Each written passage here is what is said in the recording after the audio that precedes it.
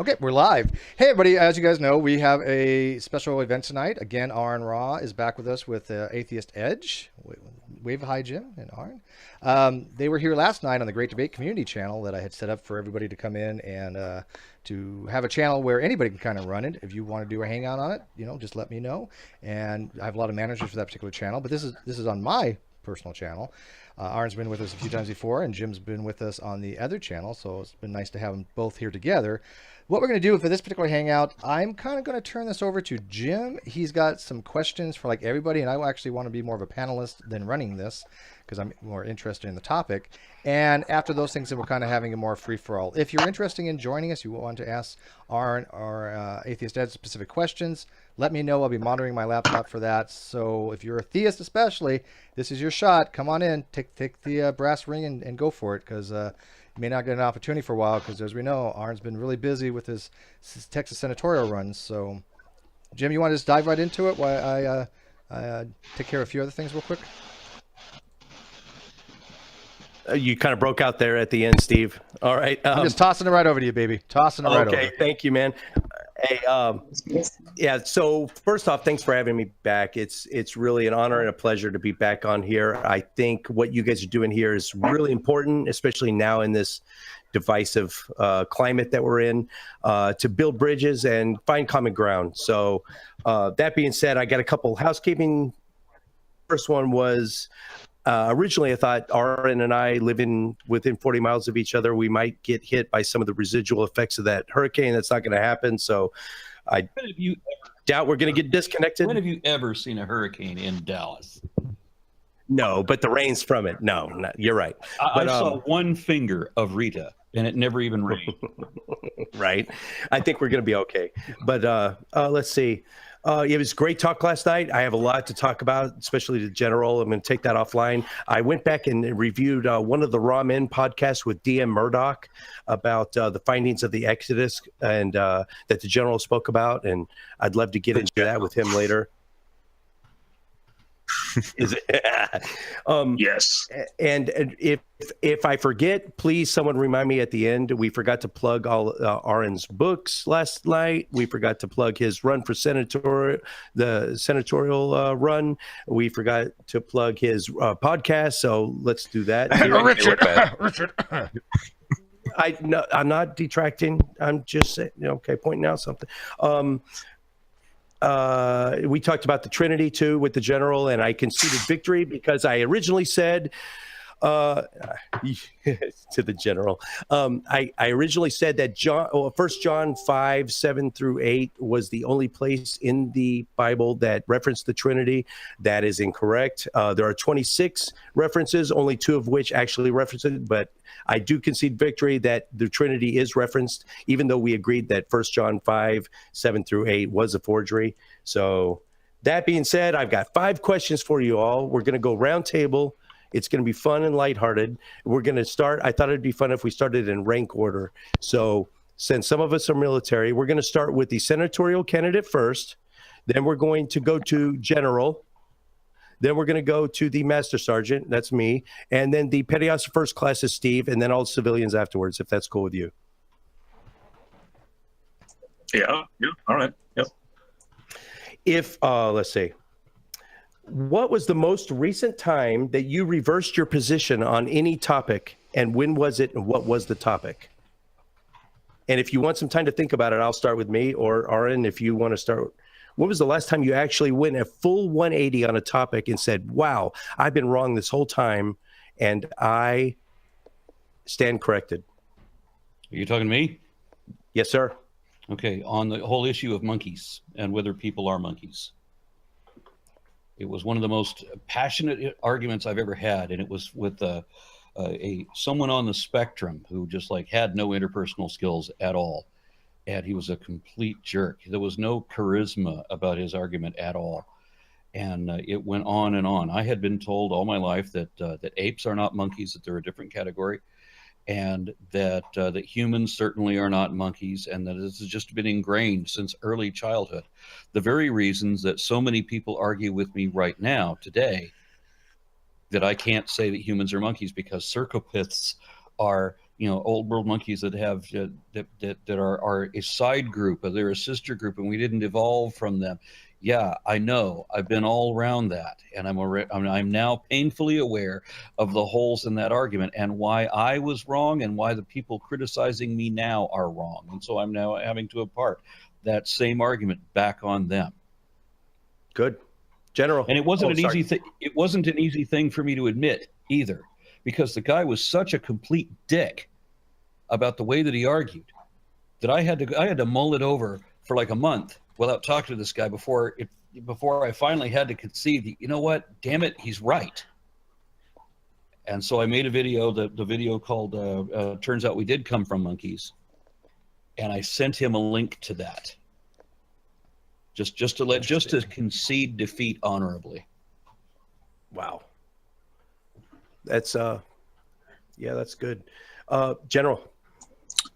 Yeah, I don't know if it'll be of any interest, but more so from a theological context. When I first became a Christian in 2009 and I transitioned into the faith, I had a sensational eschatology. I mean, included with that a form of Zionistic, perspectives on Israel. And now, 5 years since then, to have a more careful understanding on what Revelation is actually speaking about. And so I've completely, done a 180 from that position. Hold Israel in a certain reverential light, but not political Israel. I think the current situation is too muddy to make any defense of it. These are a lot to chew on. Mine is meditation. I used to think it was complete horseshit, but the more I learn about it, I think there might be something to it. Also, I've been talking to a former co-host who's a libertarian, and he's got me thinking that my original view on bakeries that refuse to bake cakes for gay weddings, I used to be, that's not right. But then at free market society, they will immediately pay a penalty for that. And I think they should be given more autonomy. Also, and that's it. Wedding cakes. Yes, go ahead. I want to chime in on that too, because my wife actually hit me with a number of those challenges because I thought it was pretty open-ended. I remember that she made some compelling arguments that changed my mind as well. On which issue? Well, I mean, if I'm working at a bakery, it's my own bakery, and somebody wants me to do the Nazi swastika, right? Well, how can I deny that? And then when somebody wants to come in and do all of this other stuff that I completely vehemently go against, how can I deny that? And then I don't remember what the example was, but she was able to do a turnabout. And I wish I could remember I wish I could remember what the counter argument was because she set a trap and then just closed it. I'm like, oh yeah, I didn't think of that. Yeah, you're right. Aron, these sound really challenging. You should record these and upload them on YouTube. These little debates with your wife. That would actually be cool. Okay, Steve, actually, next. Aron, if you come out as a libertarian, I will volunteer for your campaign. Well, yeah, that's not going to happen. I've read the platform, and worse, I've talked to too many of them. Okay. First, let me say I'm glad Steve. I was not the one trying to argue with Aron about monkeys and apes, because I've always believed, yes, monkeys are a subset of ape. So I'm glad I wasn't the one trying to convince him of that, and somebody else was able to, because they are members of Cercopithecida. Yeah, see, I help. Well, I hate Hominoidea and Cercopithicoidea are actually sister groups, but the thing that nobody recognizes is that there's a third group in the fossil record from which both Cercopithicoidea and Hominoidea derive, and that's Propliopithicoidea. But you would have to, when people say that monkey is not a scientific term, okay, fine, monkey is not a scientific term, but if you cite Flegel or Delson, the foremost names in paleoprimatology, they identify Aegyptopithecus as an ape-like monkey and Proconsul as a monkey-like ape, and they also identify all of our ancestors as monkeys. They use the word monkey, even though they are scientists. So while everybody's shitting on me for using that word, I'm only citing the experts and having done the same. There you go. And I agree. Wow. That's why I wouldn't want to get into that. As far as when I've changed positions, a really boring story, but since Hogtie Champ is in the audience and we know his ego, it was actually to Hogtie Champ who made an argument. It was a really stupid thing about snowballs, and if you melt them, what happens to the water?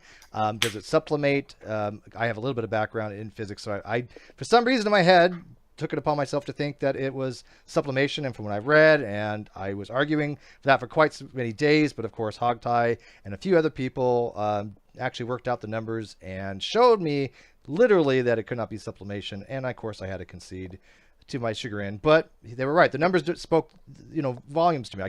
I could not argue with the reasoning, so I did change my position. Good Hogtie. Good for you. For the layman, what is sublimation? Sublimation is a phase change between a solid state into a gas. Like carbon dioxide, it doesn't go into a liquid state when it's in room temperature. It basically just turns into a vapor. Huh. Wow. I told Godless. you for you. Godless, you're there? Sorry, I had to unmute. What's up? You're next. You want to hear the question again? No. The question was, what was the last time you changed your position on something? Oh, well, probably the Islamophobia. I used to be an Islamophobe and I changed my mind.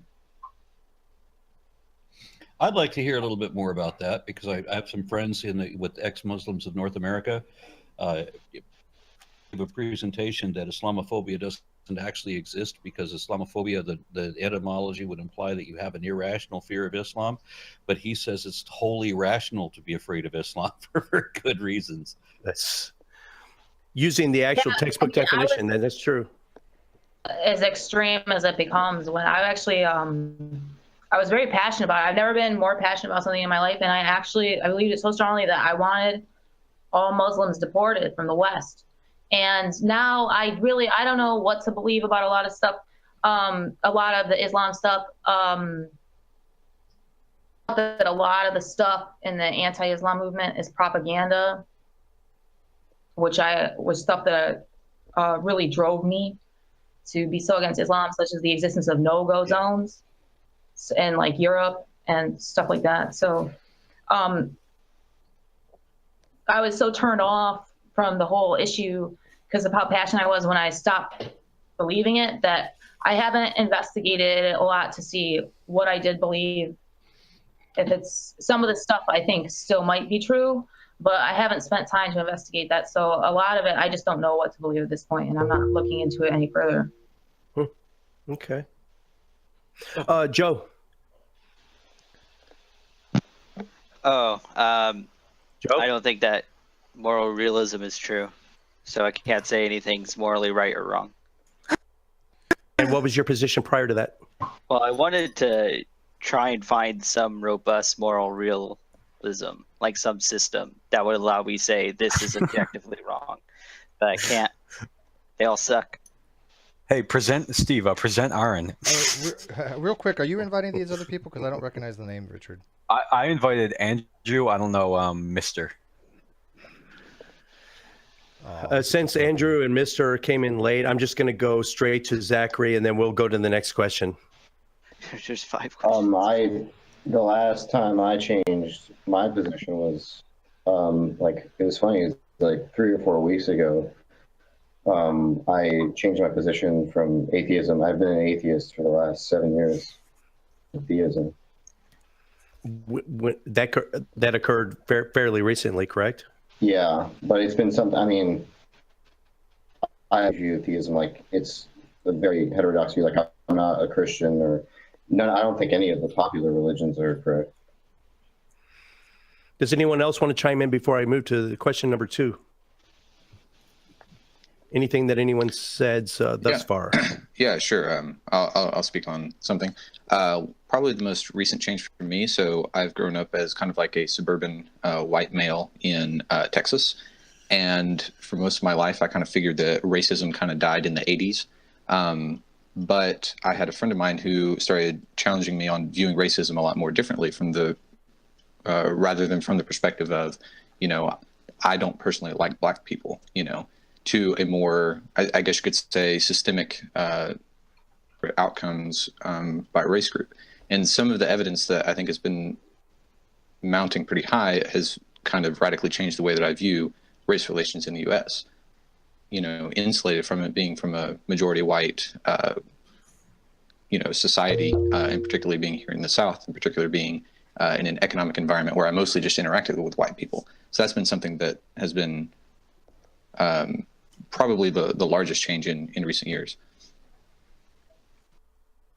Just to speed things up, I think we're only going to go an hour, and I'm going to get Aron some more air time. So I'm going to go to another big one, and then I want this to spin off into tangents if we can, and then we'll go from there. What is the single point raised by atheists or not atheists or Christians, depending on who you are? What is the single point raised by the other side that is the hardest for you to refute? We'll start with Aron. What is the single point raised by the other side that is hardest for me to refute? Correct. Anything that hasn't been refuted. I mean, the best we've got, I think, asserts that what we had last night, right? Where we had General Han Solo. He gives out a handful of facts, which do not imply his conclusion, and insists that this is completely consistent with and therefore supports his position. Certainly does not. But there's no way to get them to understand that because, you know, here's a rabbit with a pancake on its head. Your argument is invalid. How do you argue with that? Right. Yeah. General. Yeah, I firmly believe that I gave enough evidence from the text itself that corroborates with the outside extra-biblical evidence. Because the claim is that the Bible is completely invalid, and it doesn't match historically, it doesn't match what we understand through science. Okay. And I was showcasing, when we spoke about Genesis 1, I was showcasing that it's consistent with an ancient Near Eastern cosmology, and it's consistent with modern science. Neither of which is remotely true. I mean, on any point, anywhere.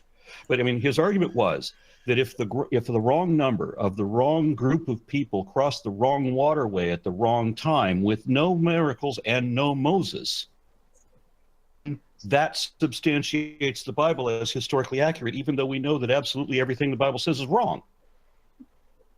And that doesn't make sense, though, because I established that. You're right. That doesn't make sense. So when you say that it's completely consistent, because that's a strawman argument against what I was saying. It's not. You see, we're talking about the Hyksos rather than the Israelis. You were talking about the Reed Sea instead of the Red Sea. You were talking about 2,000 people instead of 2 million. Yeah, but you appeal to a more critical edition of the Bible rather than the King James translation. I'm not talking about King James. It doesn't matter what version you come up with. You're reading from a King James. That's what you're doing. No, I'm not reading from a King James. King James has Red Sea, not the Sea of Reeds. If I could step in. Yam Suf is Sea of Reeds, not Red Sea. From a spectator's point of view, I think, well, the non-believers that were watching were thinking, okay, you want to keep more and more and more diminishing the what was going on in that story. It waited for just the right time to cross that Sea of Reeds. Well, then you're taking away from the miraculous. I mean, if it's not a miracle anymore, then what is it even in there for? Yeah, and we have to take away that we have to remember that Sargon, that Moses is adopted from Sargon and from what is it, Hammurabi, and that his tale of parting the Red Sea is also, seems like an adaptation of the story of Snefru from, even though it's not parting, right? So Moses' character wasn't involved regardless. So even if there was a group of people who crossed the Reed Sea, which isn't what the Bible says, that still doesn't justify any of the rest of the history. It's to Sea of Reeds. There's no way around that. Hey, Robert, why don't you go into the crossing a Sea of Reeds from which there is no Moses? In fact, Yam Suf, guess what? Yam Suf occurs where Moses is placed as a baby in that raft. That's how they know that this is a Sea of Reeds. It's not the Red Sea. In order to. So even if we were to give you that, even if I give you that one thing, fails absolutely across the board on every point. Where does it fail? Where? Okay, No, Aaron, historically, here's the thing, though.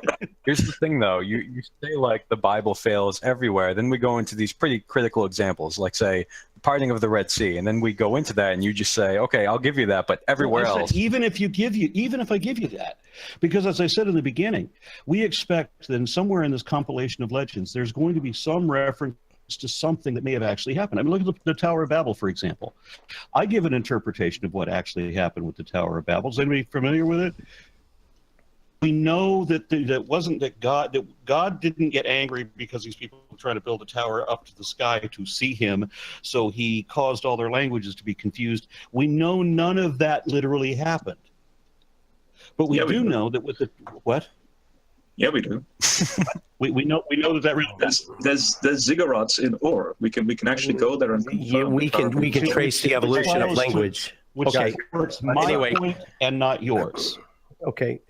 Because we have ziggurats like the Marduk ziggurat, the very one that is called the Tower of Babel. A specific ziggurat that the Genesis 11 passage speaks about actually matches the Ur location. Right. So in the Persian Gulf. We can trace the etymology of language, and it doesn't comport with the Tower of Babel. Okay. So then when we have the fall of the Mesopotamian Empire, we also had that there was public schools that were where people were being taught to read and write in cuneiform. And when the empire collapsed, they stopped teaching cuneiform. So people didn't understand the language anymore. They didn't understand written language anymore. So all of these legends were end up being held by word of mouth. We know wrong about them trying to build a tower to get to heaven to meet God. We know that the Bible is wrong about God confusing all of their languages so that this is the origin story of all the different languages. We know that is wrong, just like every other thing the Bible describes about the origin of languages. Yet we know that there were ziggurats, and that in this particular case, we have a ziggurat on which the story is based, that being the Marduk ziggurat, the one in Babylon. Okay. The Babylon ziggurat is actually later than the ziggurat that appears. We're talking. This is the one that was talking by Hammurabi. 10,000, 9,000 BC, which is 1750 BC. No, we're talking about humans that exist in that region around 9,000 BC plus. We're talking about their descendants who now built this tower around 1750 BCE. So guys, just in an attempt to not rehash last night, I'm just going to keep it moving. Okay. If everyone's cool with that, it's my turn. Thing that I've switched topic on. The hardest for me to counter or explain or justify. That would be the fine-tuning argument. There's between 12 and 60 physical laws and whatnot, and that has really the only counter to that I have is the weak anthropic principle and the multiverse theory. Someone's going to want to chime in on that. Well, but it's going to be me. Right? Yeah. Here we go. Because, I mean, think about it. We have estimated 78 billion light years across in the known part of the galaxy that we can estimate, or we have any perception of whatsoever. We have untold trillions of galaxies, each galaxy representing more than 1 billion stars that might have inhabitable planets on it.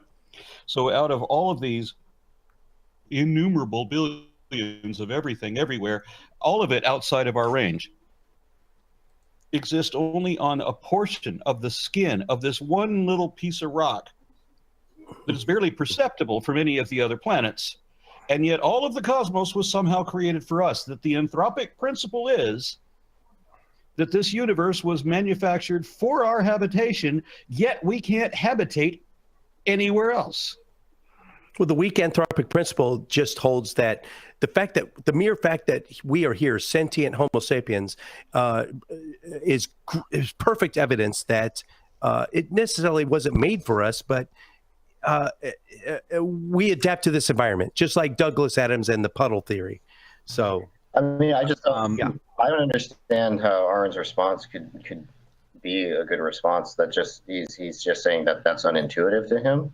No. So what he's saying Obviously, is that the universe, and this is the way that Neil deGrasse Tyson put it too. He said that this isn't intelligent design. This is stupid design.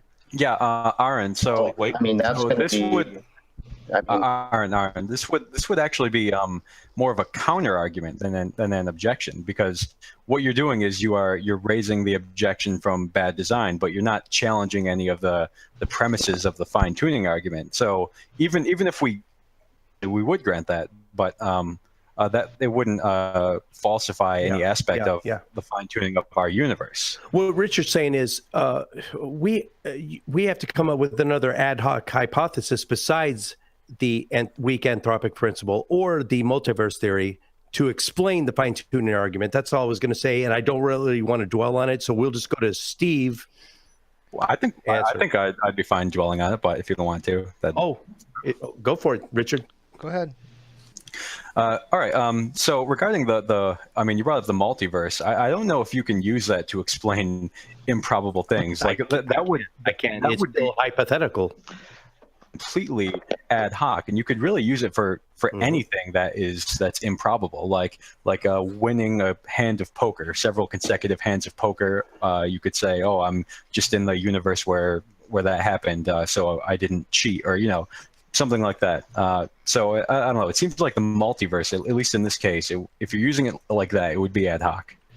I agree with you, but it is still within the. It still can be observed by science. Rich, I think Richard's confusing still, two by different its very things. definition, is more probable than a miracle Richard's than confusing anything different things, though. supernatural. He's conflating multiverse. Hang on. He's they're conflating. using probability. They're pointing to natural laws and stuff. I don't think they're immediately claiming that it's a miracle that explains things. Josh, you had a more interesting objection. I thought I wanted to hear more of that. Well, I just don't see how Aron's response is a response to the argument. It just seems like he's saying it's unintuitive that there would be a creator who is interested in setting up the world in such a way that life would only exist in a small portion of the universe. But okay, it's not just that it's unintuitive. It's like if you want to argue that if the Earth were some degree closer or further from the sun, then life wouldn't be able to exist at all. Yeah, that's a bad. Yeah. Hey, Aron, what do you actually think the fine tuning argument is? Because your objections don't seem to be relevant to the way that I understand the argument. The fine tuning argument is that the laws of physics are within these very narrow parameters, and that all of the laws of physics had to be in these precise parameters, including the orbit of the Earth. This variance beyond, this certain tiny little range. And the Goldilocks zone. Yeah, and as I stated in a number of videos, including the David C. Pack, I mean, I cite a number of physicists who say that these parameters are not as narrow as they make them out. That's correct. And that's correct. Even if they were that narrow, the least efficient means imaginable for any god that wants to do anything. If they want to build a universe for humanity, you wouldn't build it this way. what's the Bible?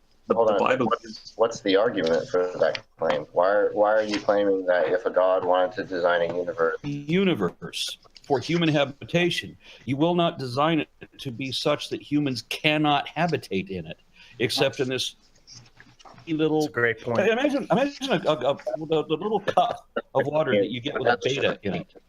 But that's just repeating so you the claim. have a beta. Yeah. Right, but that's just repeating the claim. People are interrupting. I can't tell what anybody's objection. I think he's saying you're just kind of repeating the claim. He was asking you to support that claim. That's obviously not what I'm doing. I'm now explaining with a different means. So if you go to a pet store and you buy a beta fish, they give it to you in a little cup. You have a cup that's 67 miles out in Death Valley somewhere. There's this little cup with this beta fish in it. Now you're going to say that you've designed Death Valley to support life? I mean, think of a rancher. A rancher lives on a huge ranch, and there's very small parts of it that can actually sustain any life. So who cares? It depends on what the intentions of the designer are. Right. So the argument for the anthropic principle is grossly misrepresented to begin with. That's the first part of it, because the parameters are nowhere near as precise as they imagine. And even if they were that precise, the limitations against humanity clearly state that we can't exist. We will die instantly everywhere else in the universe except for this tiny little, as you would put it, or as I would put it, this little cup with the beta fish in it out in the middle of Death Valley somewhere, where that fish cannot exist anywhere outside of that cup. But that's precisely why I put in the side chat here a link to 500 plus parameters that narrow down the fact that we're even alive. And Steve McCrae's been reading a book logical titled fallacy here. Planet on exactly I want you to try to understand the logical fallacies here, that no number of coincidences ever, no number of compiled coincidences could ever imply. Really? Hold Even on. the moon It's formation? just a, hold on. It's just a fine-tuning argument, though. The argument from incredulity, the argument from incredulity or the argument from improbability remain fallacious arguments, no matter how incredulous or improbable you might make them out to be. Aaron, I have an illustration that might help. This isn't original to me. I've heard this before. Say you go into the DMV and you didn't order a vanity plate, and when you get your license plate, it says the word Aron Ra. You wouldn't suspect that the DMV just randomly produced it like that. You would think that there was some sort of design behind it. So, well, I want to thank you for giving me a great license plate idea, because you're right, that would work on a plate. Can I? No, I wouldn't expect that was coincidental. Yeah. It's true.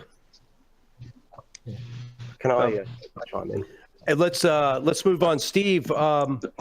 What is the single point raised by atheists that it's theists that it's hardest for you to explain or refute? Well, two things real quick. One, Richard, you kept conflating the multiverse with parallel universes or quantum universes. They're not the same thing. They're completely other. Oh, that's the hardest for you to answer. So I just wanted to clarify that, because the Copenhagen interpretation has nothing to do with the multiverse. Well, Hugh's going to be on the show next month, so he's going to set you straight on that. But anyways, the hardest thing for me actually is, and I know this is going to sound really crappy, but am I breaking up? It's going to be subjective evidence to oneself. When somebody has an experience that only they have experienced and they cannot relate it to anybody else, the argument that they have unto themselves that a God exists is something that is only applicable to them because of an epistemic limit. It's kind of like, and I hate to use movie analogies because that's what Kent Hovind always seems to does when he comes in here and debates, but the movie Contact, where she went to another planet, seen aliens, but of course nobody believes her. There's no evidence except for the missing time per se. But to her, it was a real event. So a theist argument that says, look, I have no empirical evidence God exists. I have no scientific evidence that God exists. However, I have personal testimony for whatever reason. That's really hard to refute, especially if if they have credibility, right? If they're not an incredulous person. But what's that? That's just stating your intuition. This is being what? That's just stating intuition. Mike is bad. Yeah, well, I mean, I don't think it's really intuition per se, but if a person has, for example, and I don't believe this, but it's to say, oh, I've seen God. Well, I'm not going to believe you right out. Trust me on that. But if somebody has some experiences where it lends pause, then they really do believe that God exists. Maybe there's some reason for it that I'm not seeing, because they have the inability to communicate it because of that epistemic limit. That's really hard to defeat that, especially when somebody you really trust, like General. I have the utmost respect for General. He is a brilliant man. I don't agree with him theologically speaking, but I give pause to him because he might have something that I might be missing, right? So that to me is the hardest to overcome, because if a theist like General really believes this stuff very strongly, who I have the utmost respect for, I'm going to give him a little more credence than somebody else that I don't have any, value in what they say whatsoever. Does that make sense? Good. Yeah, but at least Steve understands that I mean, even Aron Ra mentioned that I'm honest in the sense that I actually do the research, and if I'm wrong, I'm wrong. Oh, quite. Or yes, if absolutely. if I say I don't know, I don't know. I want to state that what he just said is correct. I mean, I did say, unfortunately, it was after we were no longer on the air, and I owed him, I think, given my past liars, that when I encounter one who is not lying, and it's such an atypical occurrence, that I should actually make note of that General Han Solo did not give me any indication that he was lying or misrepresenting the facts. He may have been misunderstanding the facts. Is a fair argument, because as I said, I don't think you could come to the assumptions that he does based on the data that he has, but he is not he is not misrepresenting it. He was not being dishonest about it. And that's a fair distinction to make, because we do all run into people we know they are being dishonest, whether they are tactily being dishonest, intellectually dishonest, or outright being dishonest. We see that time and time again. We can agree on that. Yeah.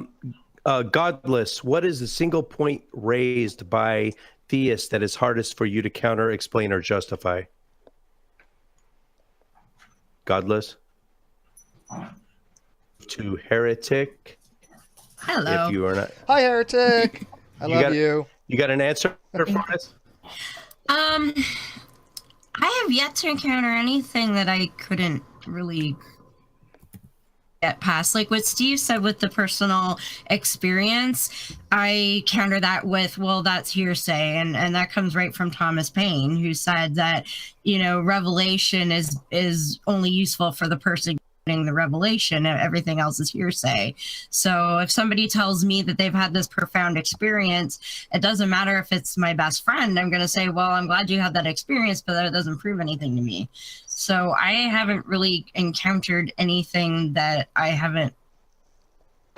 Now, I don't argue a lot of science. I'm more of a history nerd, but so far I haven't come up to anything that I didn't feel comfortable that I could refute. Yeah. Heretic woman, while personal experiences wouldn't be an argument, it's not something I can give to you, but it would certainly change the conversation, because this person that you're talking to has some sort of internal justification for their belief, even if you don't share it. So it's like if you have any interest in convincing them of anything, you would almost have fun yourself, because you want to convince them. And I could come up with numerous ways of explaining why that may have happened. I've had experiences that at the time I kind of went, oh, was that something profoundly, maybe supernatural? And through study of psychology and sociology and things like that, I've never come across something that couldn't have some kind of natural explanation. And there's a lot of evidence of people fooling themselves, wishful thinking, and they don't even know they're doing it. And I've been guilty of that myself. And to me, it's far more reasonable to think, maybe I'm fooling myself into thinking something's true that I really, really want to be true than, supernatural stuff. Yeah. Reasonable. There's another word for supernatural, because supernatural has too many syllables. Magic only has 2. Good. I'm fine with magic. I really like the Chronicles of Narnia, and it's opened me up more to calling it magic, so I'm fine with it. That's a great series. That's a great series. Zachary. Yes. You got anything? Go for it. Sure. So I'm coming from a theistic perspective. I'm a Christian. And I think that probably the single toughest argument to interact with would be the argument from divine hiddenness. I don't necessarily think it's a powerful argument, but it is an argument that I think is very difficult to interact with, just because it doesn't seem clear to me evidence that you could marshal in opposition to it. So if someone says, it seems like there is no God, and someone else says, well, it seems like there is a God because I feel like I've experienced him, then you're kind of at an impasse.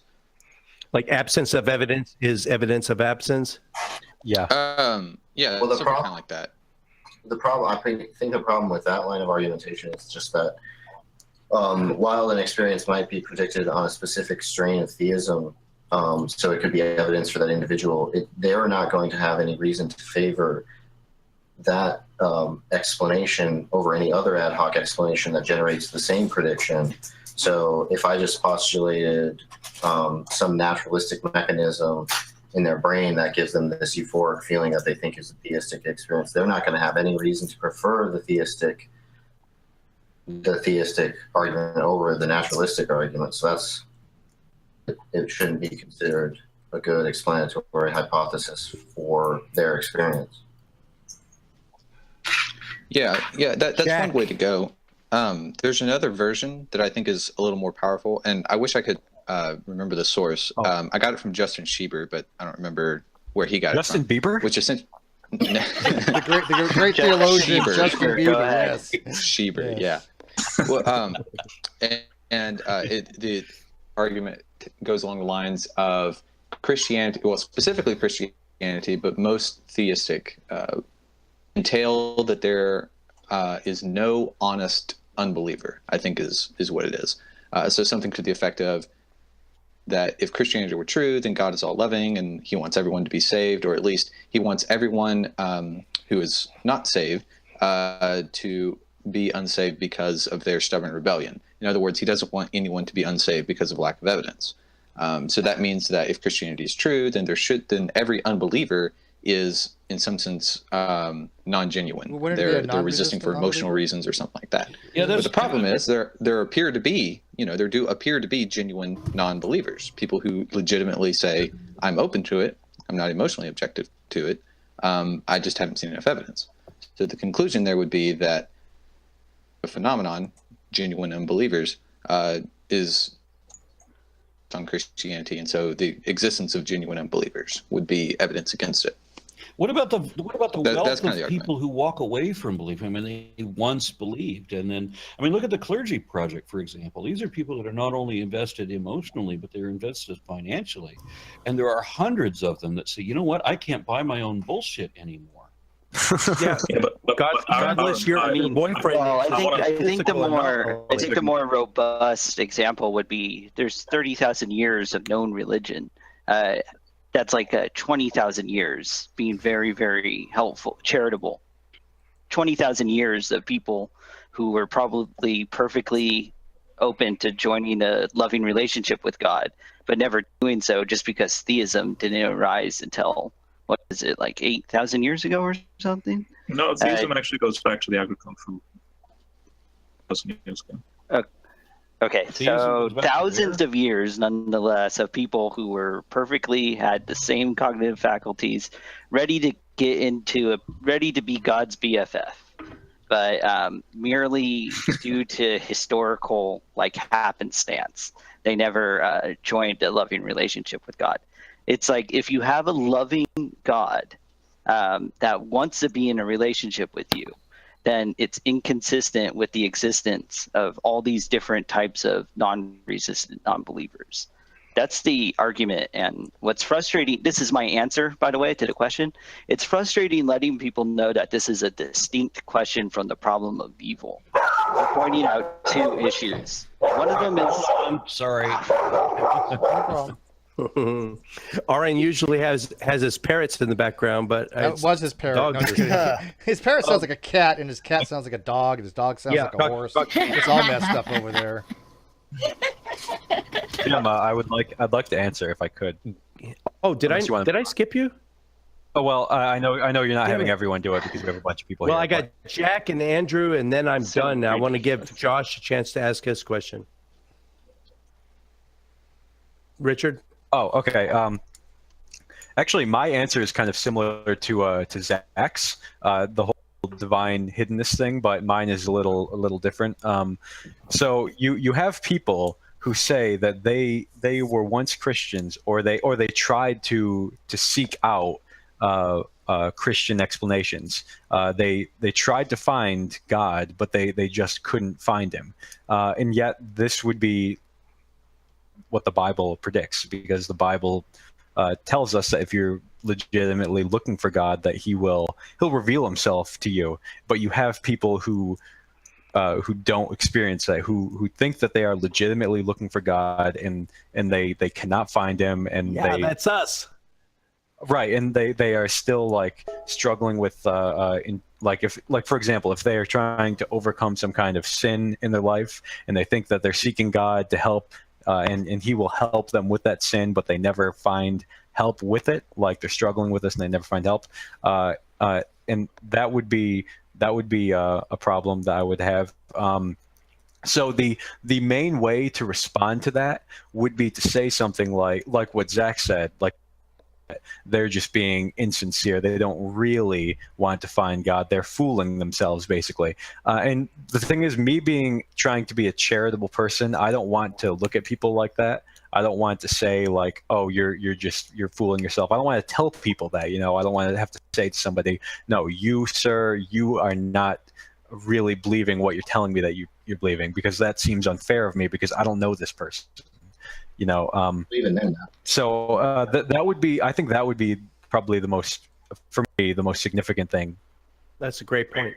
Yeah. that's my question. We're talking about not Okay, Josh, you're echoing. Sorry, guys. because you're breaking up. You're breaking up still. There you go. Go ahead. I was saying that response is a question-begging response. The response they give you that they're not genuinely seeking, that response begs the question. What do you mean? The only reason for accepting that response is because you want to resist that the conclusion is true. Okay, not really. If you accept like biblical anthropology, like the biblical doctrine of what man is, then you will have this notion that man is a fallen creature. Man is inherently sinful. So it's not designed specifically to avoid the conclusion. It just flows out of biblical doctrines. So what I'm saying is that the only reason that you have to reject a person's testimony is because you already accept the conclusion that Christianity is true. Yeah. See what you're saying. The argument is against Christianity, so you can't just say, well, I assume Christianity is true, so therefore the argument is wrong, right? That's a question begging. Right. Yeah. Okay. I get what you're saying. Response. Yeah, Richard, the reason you're not an atheist is because you're not sincerely trying to be an atheist. That's what your problem is. Well, you're not working hard enough. Well, that would be Zach, that would be a little different because there's no atheist anthropology where.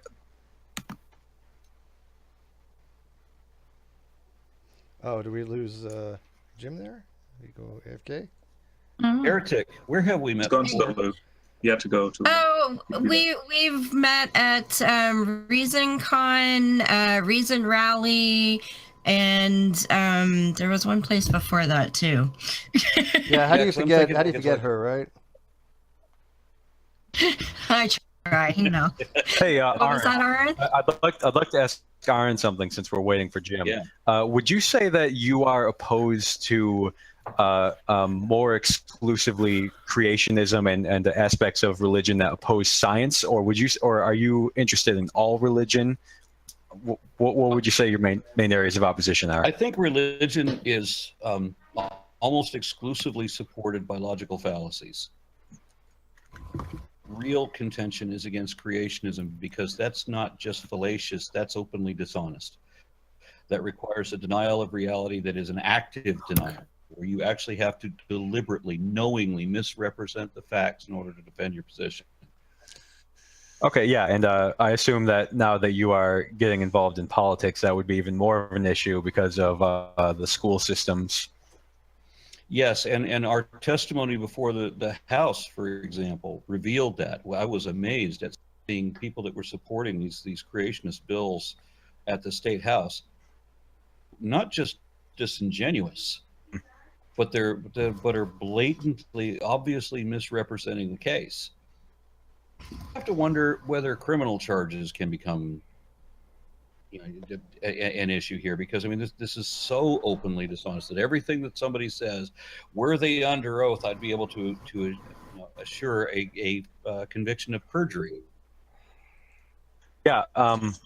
Yeah, so something that irritates me about that is when people are stepping outside of their area of expertise and challenging like a mainstream view, like a politician, for example. A politician is probably not a scientist, and they will stand before a group of people and say like evolution is wrong and here's why. But the thing is, they're not scientists and they're not citing peer-reviewed literature. They're just giving some rhetorical nonsense that they picked up on the internet because of something I read on InfoWars.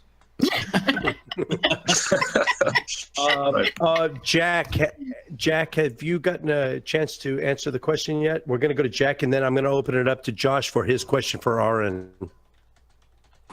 And what's the question again? What is the single point raised by the other side that is hardest for you to counter or explain or justify?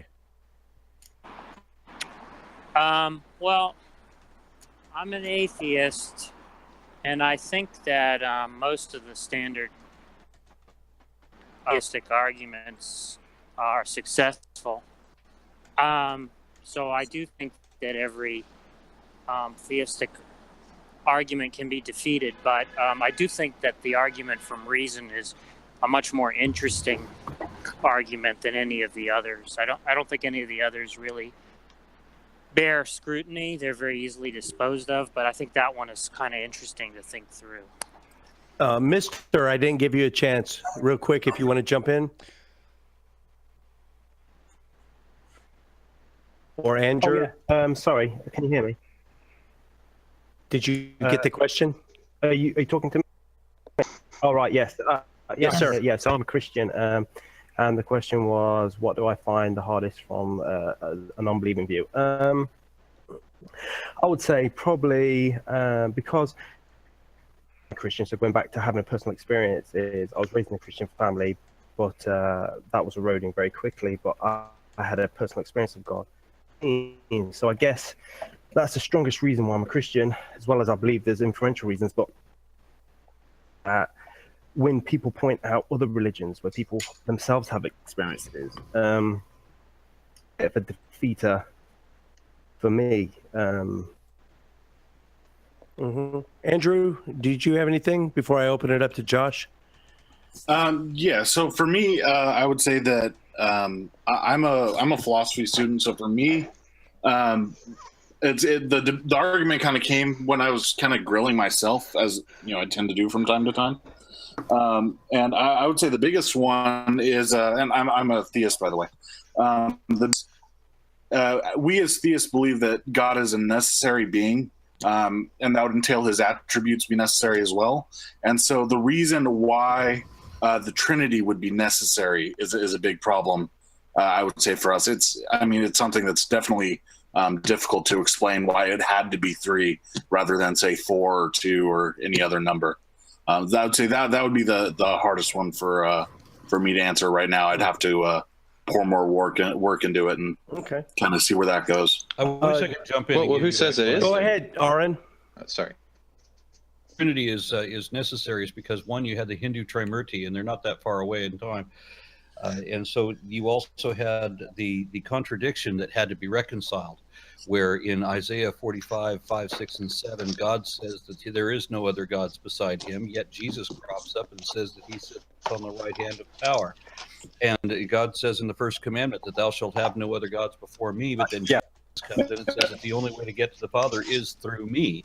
So in order to reconcile these contradictions, you have to make up that Jesus is God somehow, even though Jesus never. Not really. Okay, Can I respond to that? Hold on, Robert. Let's take this verse, Isaiah 45:7. God says, "There is no other beside me." I would take that to be the Trinity talking. There's no one else beside me. After the fact, though, I mean, you have the contradiction was set up by Christianity, which obviously the Jews don't. The Jews aren't thinking about. Yeah, we increase our we change our views with further evidence.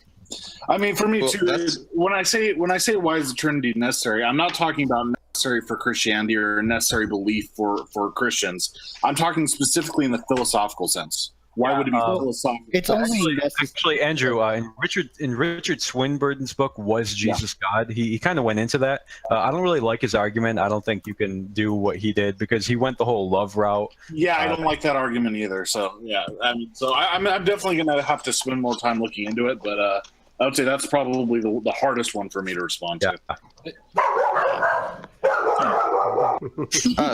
Well, I have a question. I wish I could respond to that, but anyway, we can go on. Well, I have a question. General, go ahead. Sorry. Like Aron to be in the room when I'm responding to that. Okay. While we have this time, Joe, if I don't think I called on you yet. Oh, I gave my. Oh, you did? Okay. Response, Josh, are you there? Yeah. Yeah, I'm here. Okay, you want to get your question ready? No. Aron is sitting down now. Here we go. Oh, so I can speak? Go ahead, General, and then Josh, with your final question. Okay, so Aron, have you looked at Isaiah 47 verse 8, where Babylon says that there is none besides me? Obviously, yes. So would you then say that there's no other nations beside Babylon? Are we talking about, I'm sorry, we talking about God speaking? Okay. At that time, there probably wasn't, from their perspective, but I don't know. There was. No. Construction is all about uniqueness. Okay. It's not denying the existence of other gods. It's basically saying, which Richard brought up, being, in this case, a binitarian understanding of... they didn't have a Trinitarian understanding until later in Isaiah. But the point is, he's saying, there's no parable to me. And the same construction is used where Babylon says, there's no other nation beside me. I'm sorry. So it's completely consistent with the New Testament theology of what's known as the two powers in heaven. Okay. And somebody else is talking to me while you're talking to me. I apologize. So I'm not really, my apologies. You know how that is. So anyway, so Babylon is saying that they're the only other nation, and that there is no nation besides them. So in this context, exactly.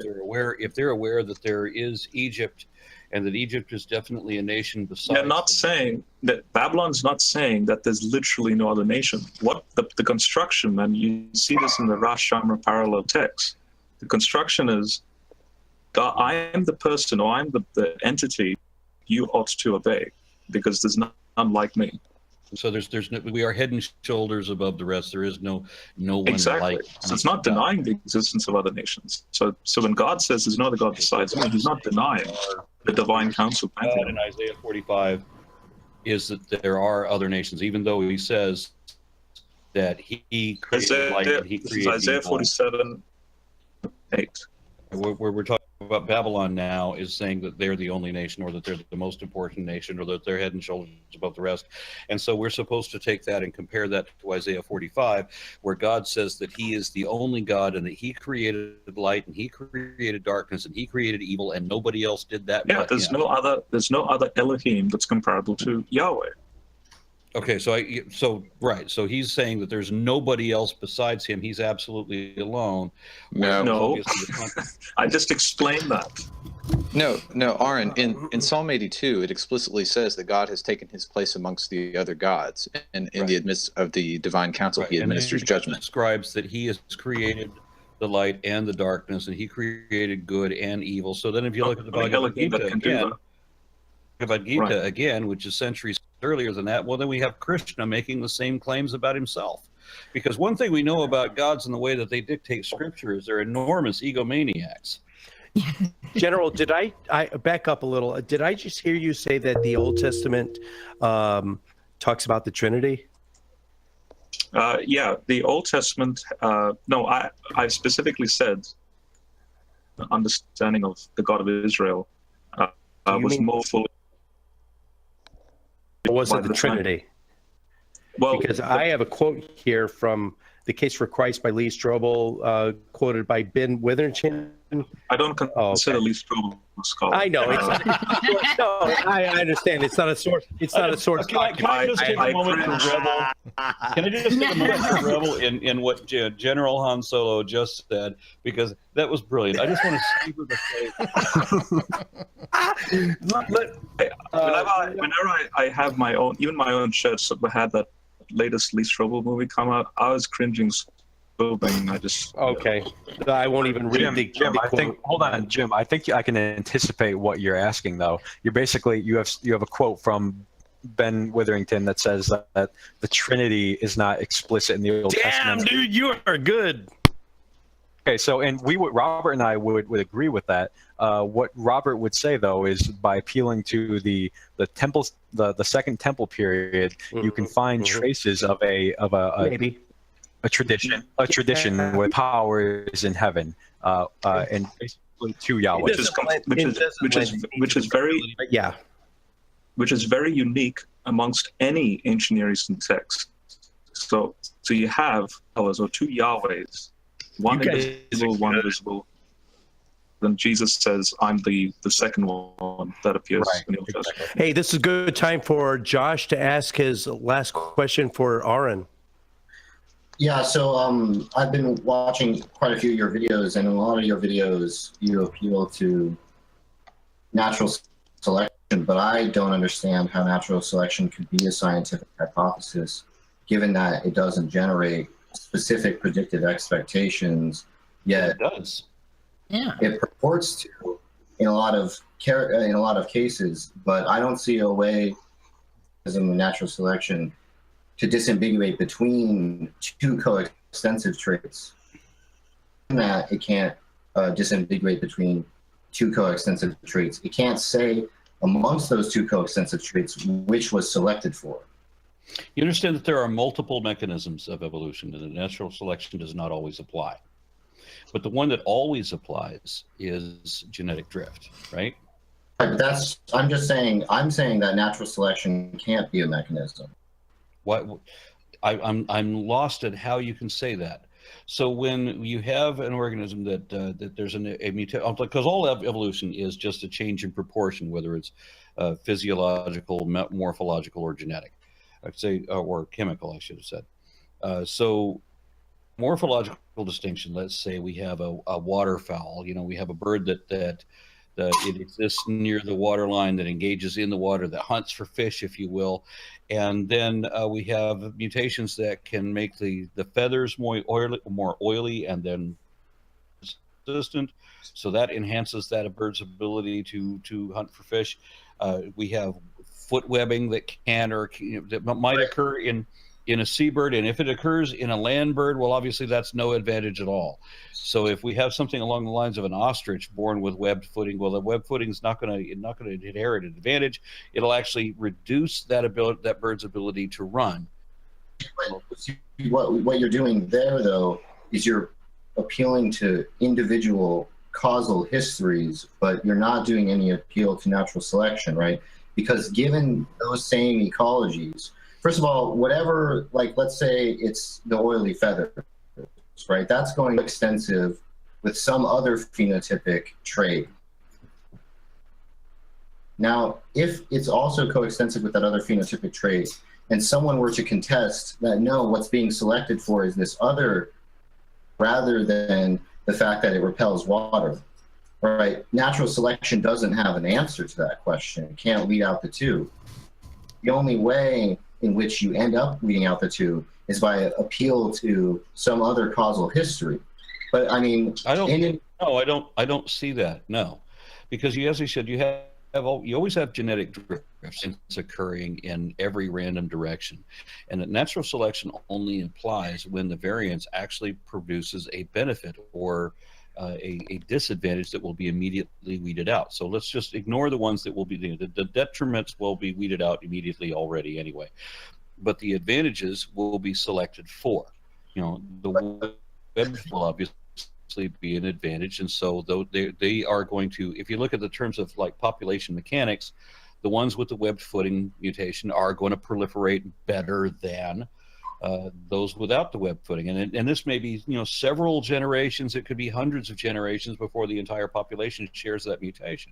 That might look, even if everything you said was true, natural selection, and of course it is, because I said it, or I wouldn't have said it if it wasn't. That's true. Why would he say something that was false? That would be silly of him. Even if everything that you said was true, that doesn't get around the objection I'm making, because I'm saying that there's going to be what's called a ride-along trait with whatever phenotypic variation you're saying is being selected for, right? Now, there's a difference between being selected and being selected for. In selected for, there is going to be content to that. But natural selection, there's nothing in natural selection that's going to provide you that content. So if I were to contest, like, let's say,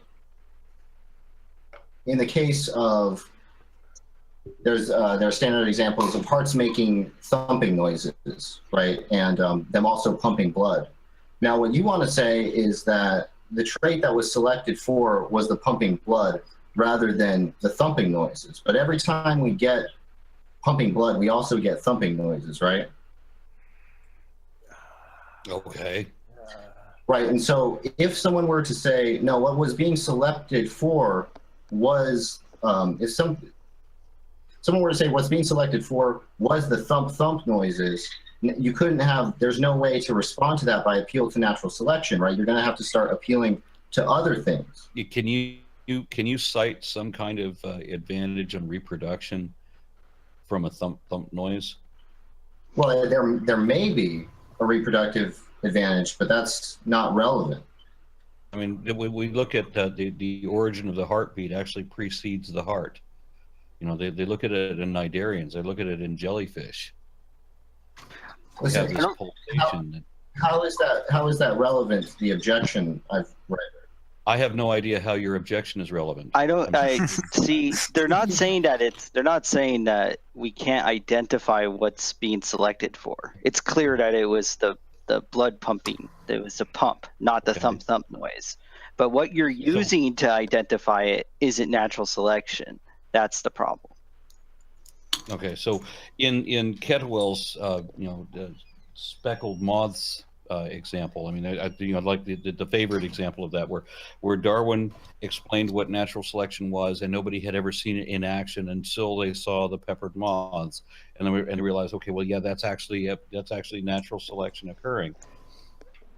How does natural selection not apply in this case? The question is that whatever the coextensive traits may be, that is to say, there are traits that ride along with them being able to camouflage into their environment. That's one phenotypic trait, is the camouflage.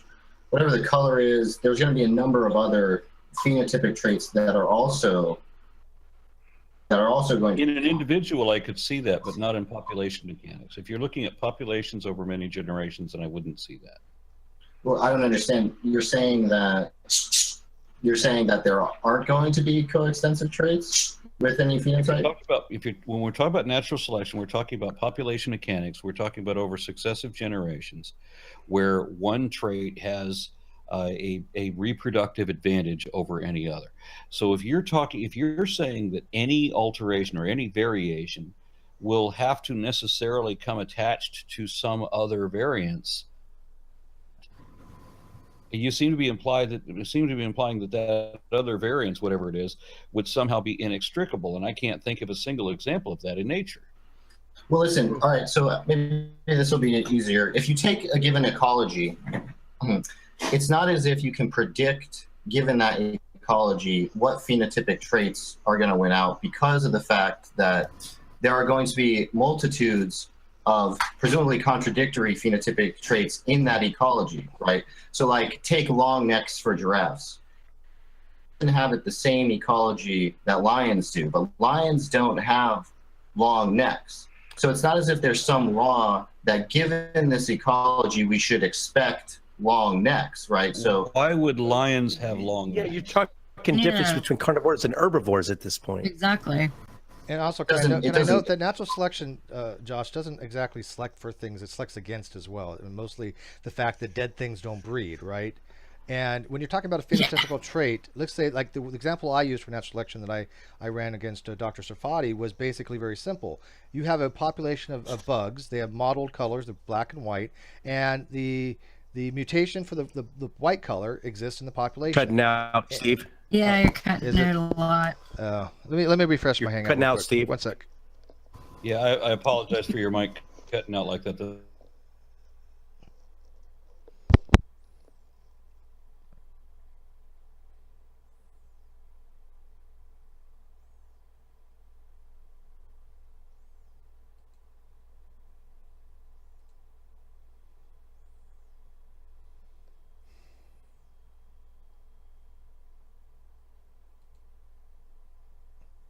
Okay, is that better?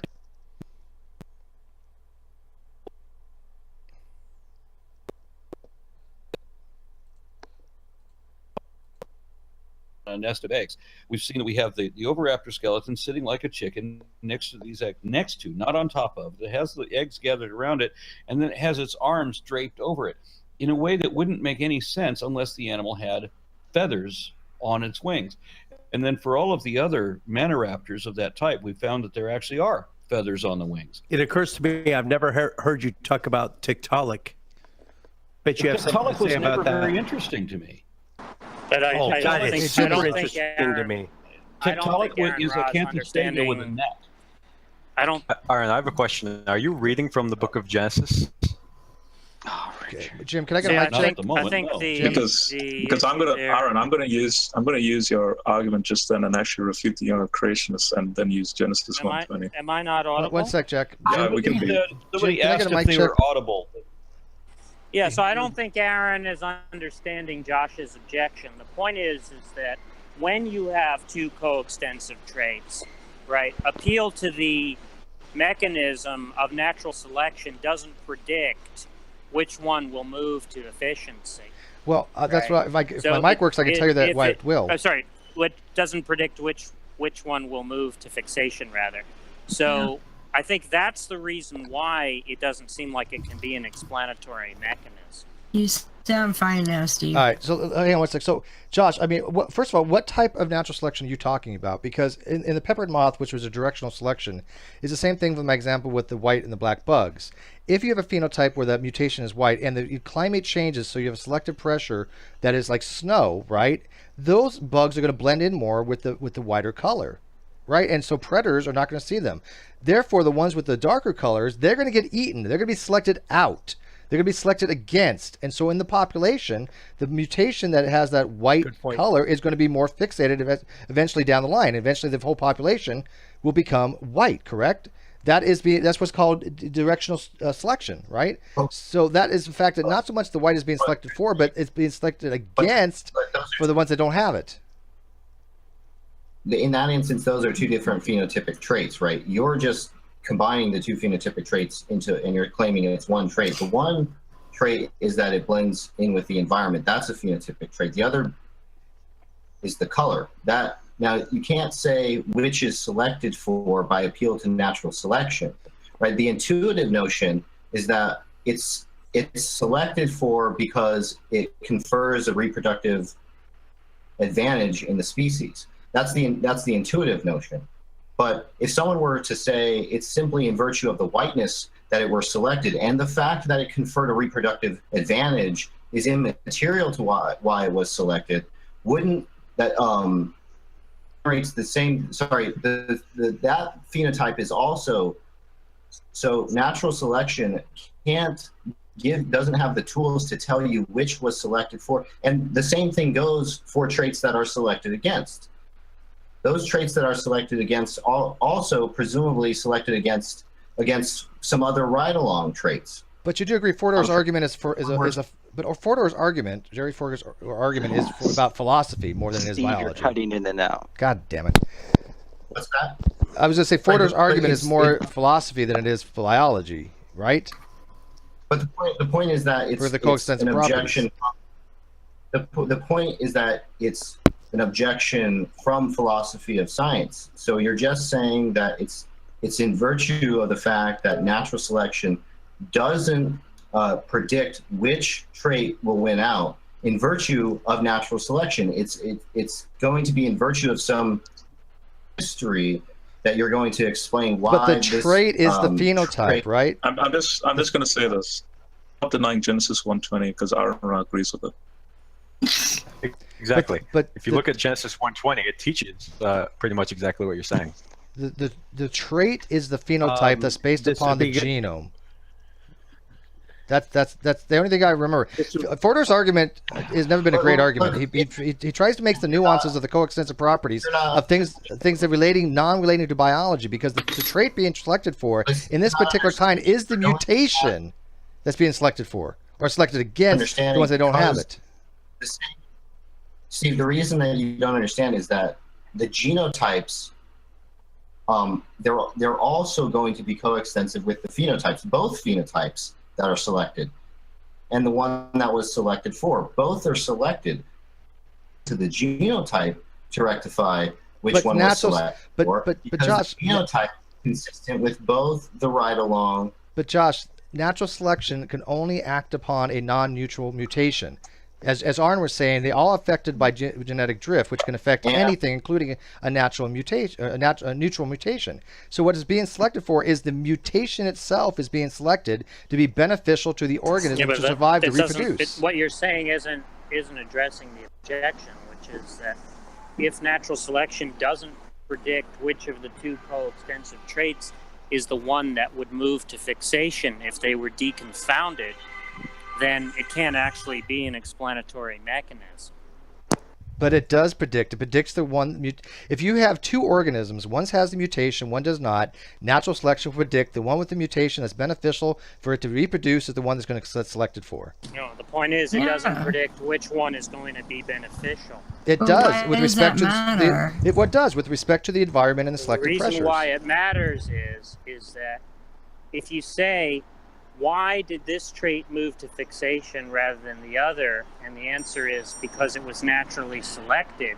Then natural selection has to predict which of the two traits is going to be the one that moves to fixation, but it doesn't predict that. Well, if you can pick out which one is going to be beneficial to the organism, then of course you can predict What's it. explanatory there is the properties in virtue of which, right, it moves to fixation, right? That is, the properties in virtue of which it contributes to reproductive efficiency. But then that's not appealing to natural selection. That's appealing to those properties, which is what's doing the explanatory work there. So natural selection is just explanatorily empty in that instance. I don't follow that, no. Look, if you have two traits, right, that are coextensive. Let's say hearts both pump blood and they also make thump noises, right?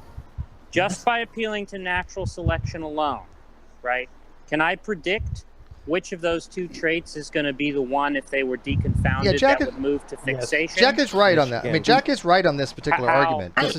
Jack is right in this regard. Thump noises have nothing to do with procreate. Natural selection doesn't tell you. Natural selection doesn't tell you which one of those two traits is going to be the one that's reproductively efficient, right? In some environments, it might be the case that having thump noises is going to contribute to reproductive efficiency. Can you conceive of an environment where No, that's not really.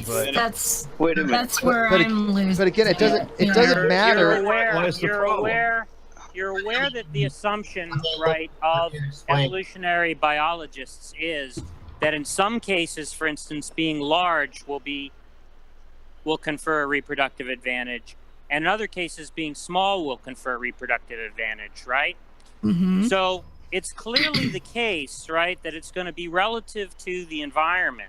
So appealing to natural selection alone isn't going to tell you which of the two traits is going to move to fixation when you deconfound them. Understanding even why you keep saying appeal to.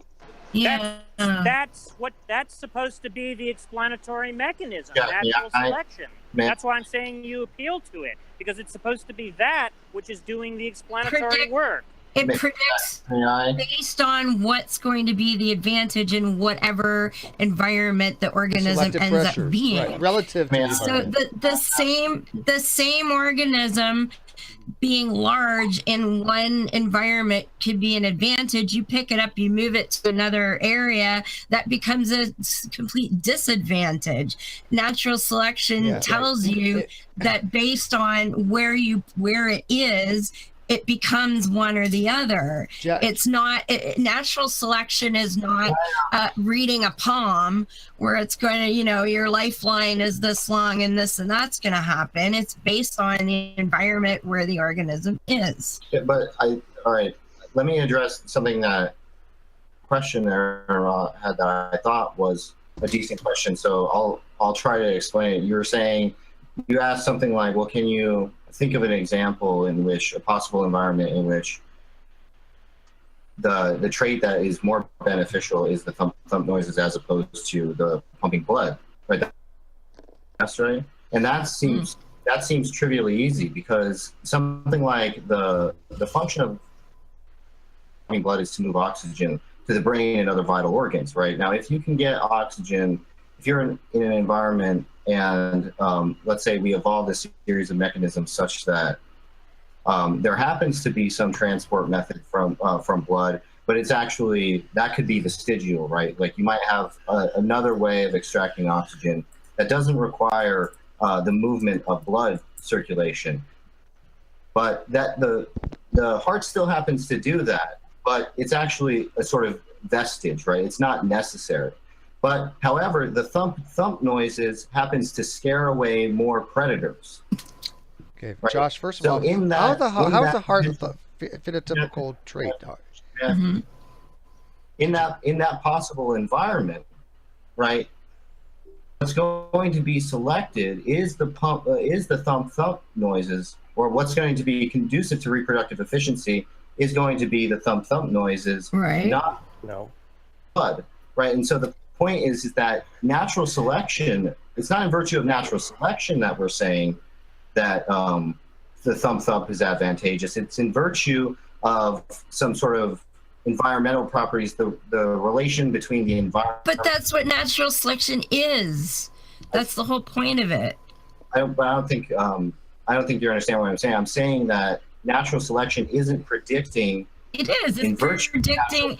It's always going to predict what is the most advantageous thing in the environment it is. So if that means The point is vestigial and the noise, it's entirely post hoc, right? See, if you were to confound natural the two traits selection and is not a fortune-telling mechanism. And right? The reason why it's vacuous to appeal to it is if you deconfound the two traits and run a trait competition, right? Whichever trait would win out, you would say was the one that was selected. Right? But it is. And that's the problem. Like I said, natural selection is not a fortune-telling mechanism. That for an explanatory mechanism, right, to informatively explain some event, it has to actually rule out one possibility and rule in another. Why? Hey, Jack, let me ask you a question. Quick. Jack, when something predicts everything, it predicts nothing. It doesn't, though. Hang on, Jack. Can I ask you a question? Jack, wait, hang on. Jack, do you think Fordor's argument is a good argument? Yes or no? Yeah, it's a good argument. Do you think it's a valid argument against natural selection? Yes. Okay, then James Downer will be happy to. James Downer, he'll be happy to have a conversation on his next program with the Evolution Hour with him specifically on that. I don't think Fordor's argument is a good argument. I understand it. I understand the coextensive properties talked about. But I don't think why it's a good argument. If somebody because thinks it's not only a good in a argument, vacuum they without should being be able to show. It's only in Where there's conditions an error where there's in no our environmental reasoning. selective pressures that'll be relative. There are coextensive properties, yes. Not only do I not think it's a good argument, I don't think it's an argument. Oh, I think Aron Ra's dogs are on the mic again.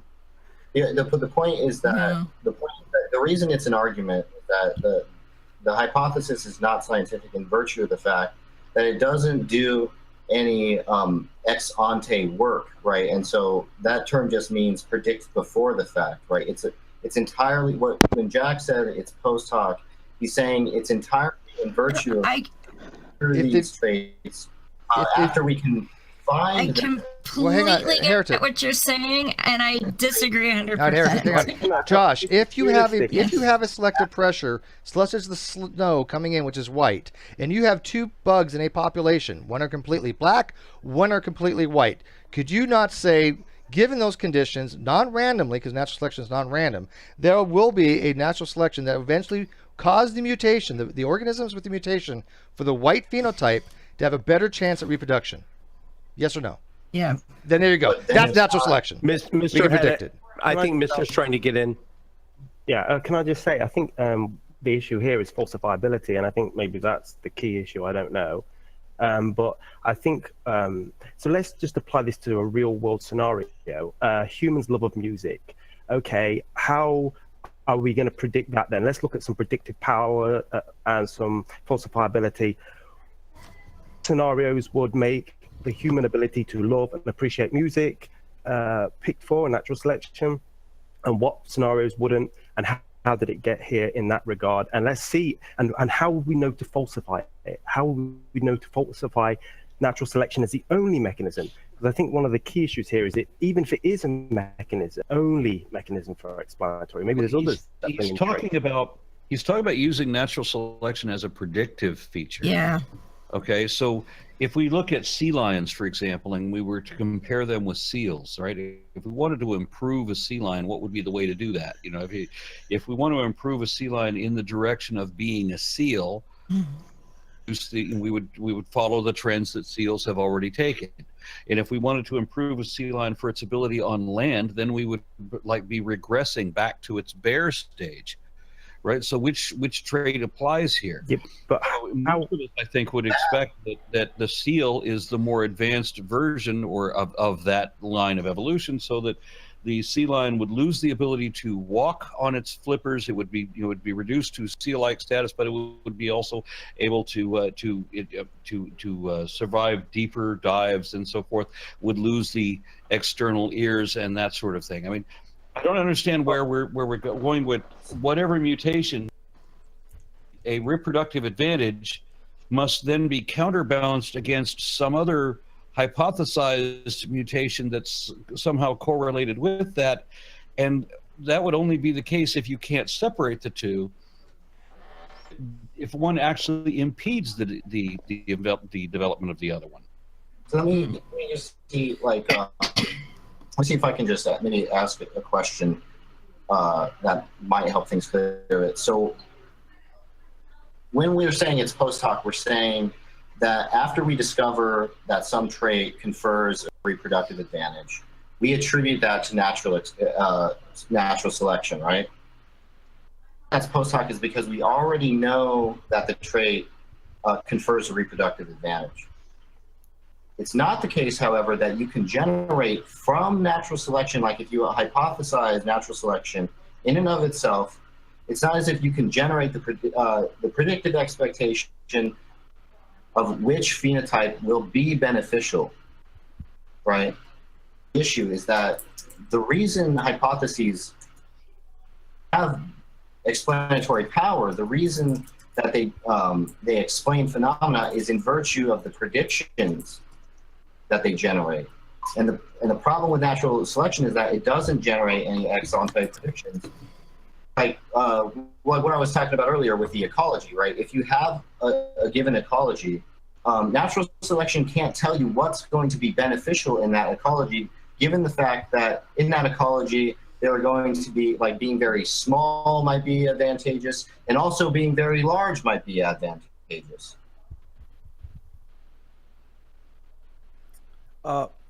So what is your contention? Right, so the natural selection has to, so like, listen, if one were to say that natural selection predicts in this ecology that being large will be beneficial, then we could have a falsifiable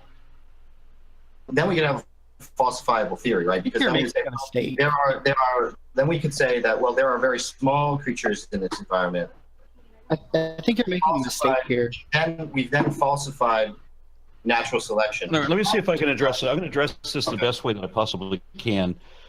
Convergent evolution, there's a number of different organisms that have tried the same environmental niche and have been required by the parameters of that environmental niche to adopt a similar shape. For example, if you look at an ichthyosaur is what happens if you try to make a dolphin out of a reptile.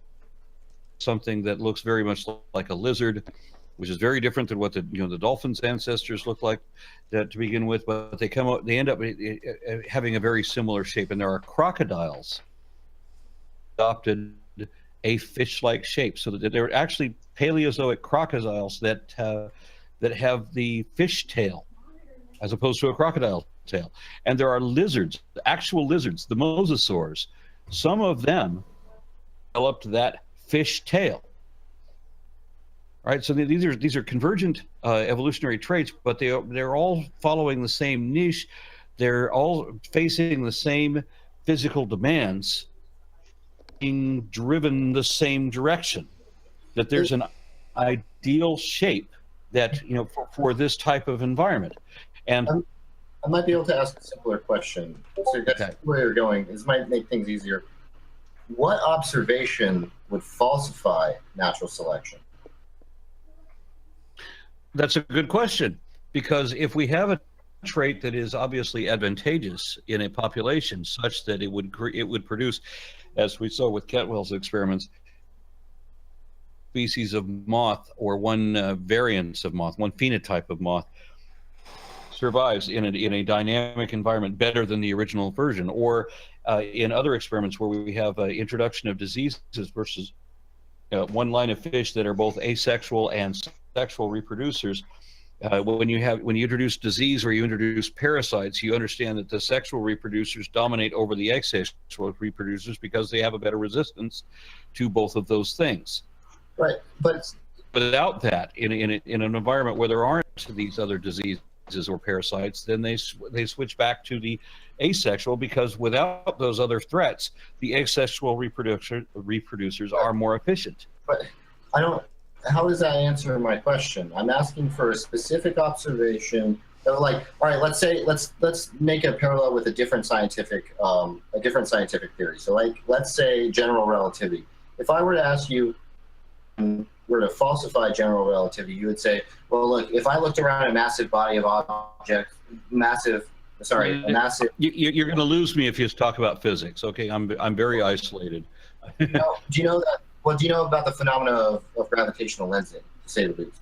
No, I really don't. If you could talk about physics, you're going to be outside of anything that I understand. I do too. I could hang with that. If you need to understand your question, please stay within evolutionary biology.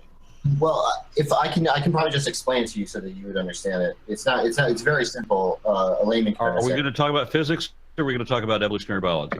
Making an analogy to help it sink in. So, your analogy help me, or will your analogy be talking about physics? He's talking about how you make a prediction. Hold on. He's talking about how you make predictions in science and how you can falsify a theory. That seems like it's relevant to evolutionary biology. Well, but if we go ahead, Josh. Go ahead, Josh. I need to have something within evolutionary biology and understand why he even has a contention. I want to know the observation that falsifies the theory. But Josh, I think your main contention is off. What is that observation? Okay, so what you're saying is should a mutation arise, we could predict and enhance or improve an organism's ability to function in that environment. Somehow, that improved functionality does not have a reproductive advantage that we would predict that it would have. That it instead diminishes somehow. Is that what you're saying? I'm asking if there's something that's predicted on the hypothesis that if we were to not observe that prediction, it would falsify the hypothesis. Okay. So what you're saying is if we have a number of mutations happening all the time, because as I said, genetic drift is in operation all the time, so that one mutation offers a predictable advantage to a given organism in a given environment, that there would somehow not be a reproductive advantage? No, I'm not asking that. In that, it's like you are. Yeah, really. No, we want to say. I'm asking. My question is very specific. If you could tell me a prediction that natural selection generates, right?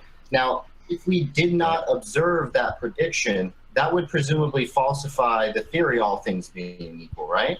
Okay, so you're talking about, let's say that we're taking the organisms that currently exist and haven't seen any new mutations, and we're going to predict a new mutation that's going to be advantageous to that organism. And so we want to have something that would be falsifiable so that it goes against our prediction.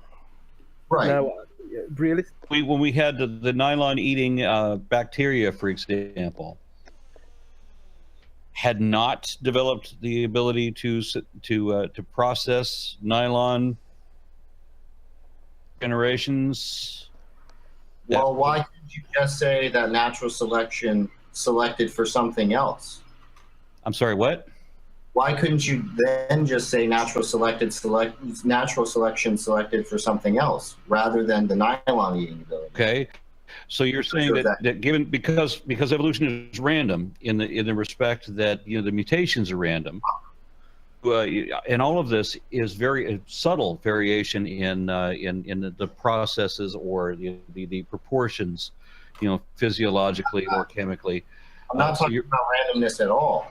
I'm just saying that if there's a prediction generated by the theory of natural selection, by the hypothesis of natural selection, we should expect something to occur. And if we don't observe that, that would falsify the hypothesis. Now, I'm asking what that observation could be, because in any instance in which someone said, well, this would be predicted on natural selection, right? And the population comes to fixation, why couldn't I just say, well, no, that wasn't predicted by natural selection. This other trait that conferred a reproductive advantage. I was giving you actually examples of things that had been predicted before they were observed and then were observed. But you're not looking for things that had been predicted and were observed. You're looking for things that violate the prediction? I'm looking for a possible observation that would falsify the hypothesis. So like in every other field of science. So, I'm sorry. Okay, then the problem therefore is that natural selection has been post-confirmed. It has already been confirmed to be, and you're now wanting data to refute what has already been confirmed. Look, first of all, I'm not understanding how what you're saying, how natural selection generates any predictive expectations. I don't understand that. If you could explain how it generates a specific prediction, I would be interested in that. But my question is that any prediction that you generated, right? We didn't observe that, yet the population came to fixation, right? Okay. Now, if that were to occur, why couldn't I just say natural selection is still acting upon it? It seems like any possible observation I could give you is going to be an observation of natural selection, and therefore it's unfalsifiable. I admit I can't find a way of disproving what has already been proven in the positive sense. Yeah. Much like I can't find a way of disproving any other in physics. I can't think of a way of now disproving relativity. I can think of a way of disproving relativity. It would be trivially simple. So if I were to observe a massive body of objects, well, let's just take something that's non-controversial, like the speed of light, right? If I were to observe something moving faster than the speed of light, that would falsify general relativity, as I understand it. Okay. I might not understand it correctly, but the point is that if I were to... But the thing is, we've done tests to verify that, and it never has occurred. It's not relevant. No, he's saying... In fact, probably the biggest and most harshest... Well, one second. The biggest and most harshest test on general relativity would be the black hole merger. But that's not what he's arguing. Josh is not arguing that. Josh is just saying this would be a falsification criteria. He's not saying that it has been falsified, or it could be. But I mean, theoretically, it could be, because all theories have to have a falsification criteria. He's right. The speed of light in general relativity, special relativity, has been proven to. I can't personally imagine a way of falsifying what has already been proved, what has already been confirmed in the positive sense. If Josh is it Josh? I hope I'm using the right word. If Josh wants to posit a way of disproving what has already been confirmed in the positive sense, I'm totally open to listening to that. The question is, what was it proven by appeal to predictions that it made? Yes. Okay, so what's a prediction that it could have made, that it made in the past, that if it didn't come true would show that it was false? I don't know of any failed predictions regarding natural selection. That's not the question I asked you. I asked you, what's a prediction that it made in the past that if it had not come true would have shown it was false? I don't know. Okay, so it exactly is what I just said. You said it was, yes. So I did get it exactly right, and you said it was wrong. It was. No, you misunderstood what I said. You're asking for a failed prediction. What You're I asking said for was, something. What prediction did it make? Any prediction. No, let him say it. Let him say it, and then I'll explain how he got it wrong. What prediction did it make in the past that if that prediction had not come true, would have falsified the hypothesis. Okay, I just want to make sure that I did get it absolutely right, despite the fact that you thought you corrected me. The answer to that question. There is. I will re-answer the same answer I correctly gave the first time. No, you didn't answer the question. I asked you what the prediction was. I'm What's answering the the question the same way. Guys, stop. The same way I answered it before when you didn't understand it the first time. I'm Jack, enough. If I could have the floor for a moment, this is we're an hour and 43 minutes in. If we could go ahead and open it up for final saved rounds, and then I'm going to turn it back over to Steve, and I want to make sure that Aron gives his plugs for his run for state senate, his website, his podcast, and whatever. Yeah, let everybody else plug their shit. Let me just wrap this one little thing up real quick, because I've been through this argument with Josh and Jack before, way back when, over the last couple of years on Audience channel. So we are familiar with these arguments. Joe knows this argument very well. Most of us have heard this argument. But then, in a nutshell, one, they are correct from a philosophical standpoint. But we're talking about biology, and what's going to happen is, because Josh and Jack are looking from philosophy, they're trying to falsify a scientific premise, which that's not how it works. You're never going to be able to do it that way, okay? And I agree that. Have you noticed? That's exactly. That's exactly. That's probably for another discussion. I just addressed. That might be for another discussion. Right now, let's open it up for any saved rounds that any Zachary, Realistic, Paul, anyone who hasn't, Ochinawa. Well, Jim, I think they were all going to. I think we were all going to. But Jim, I think that, to get this out of the way, I think everybody was going to agree upon that. What I just said, Josh was. I know General was. They're conflating. Yeah. They're trying to use philosophy against science, and this is what they do. But no, it's not going to work too well. It's not philosophy, Steve. It's the same principle. It's the same philosophical underpinnings that undergird every single other philosophical. You guys are incorrigible. It's not philosophy, but it's the philosophical underpinning. Philosophy arguments that encourage philosophy. Hold on. Can I please say something? Listen to me. Listen to me. Can I please say something? Go ahead. Move on. Please say something. Go for it. You guys don't use falsification to identify which is a good theory, which is a bad theory. You guys don't use inference to the best explanation.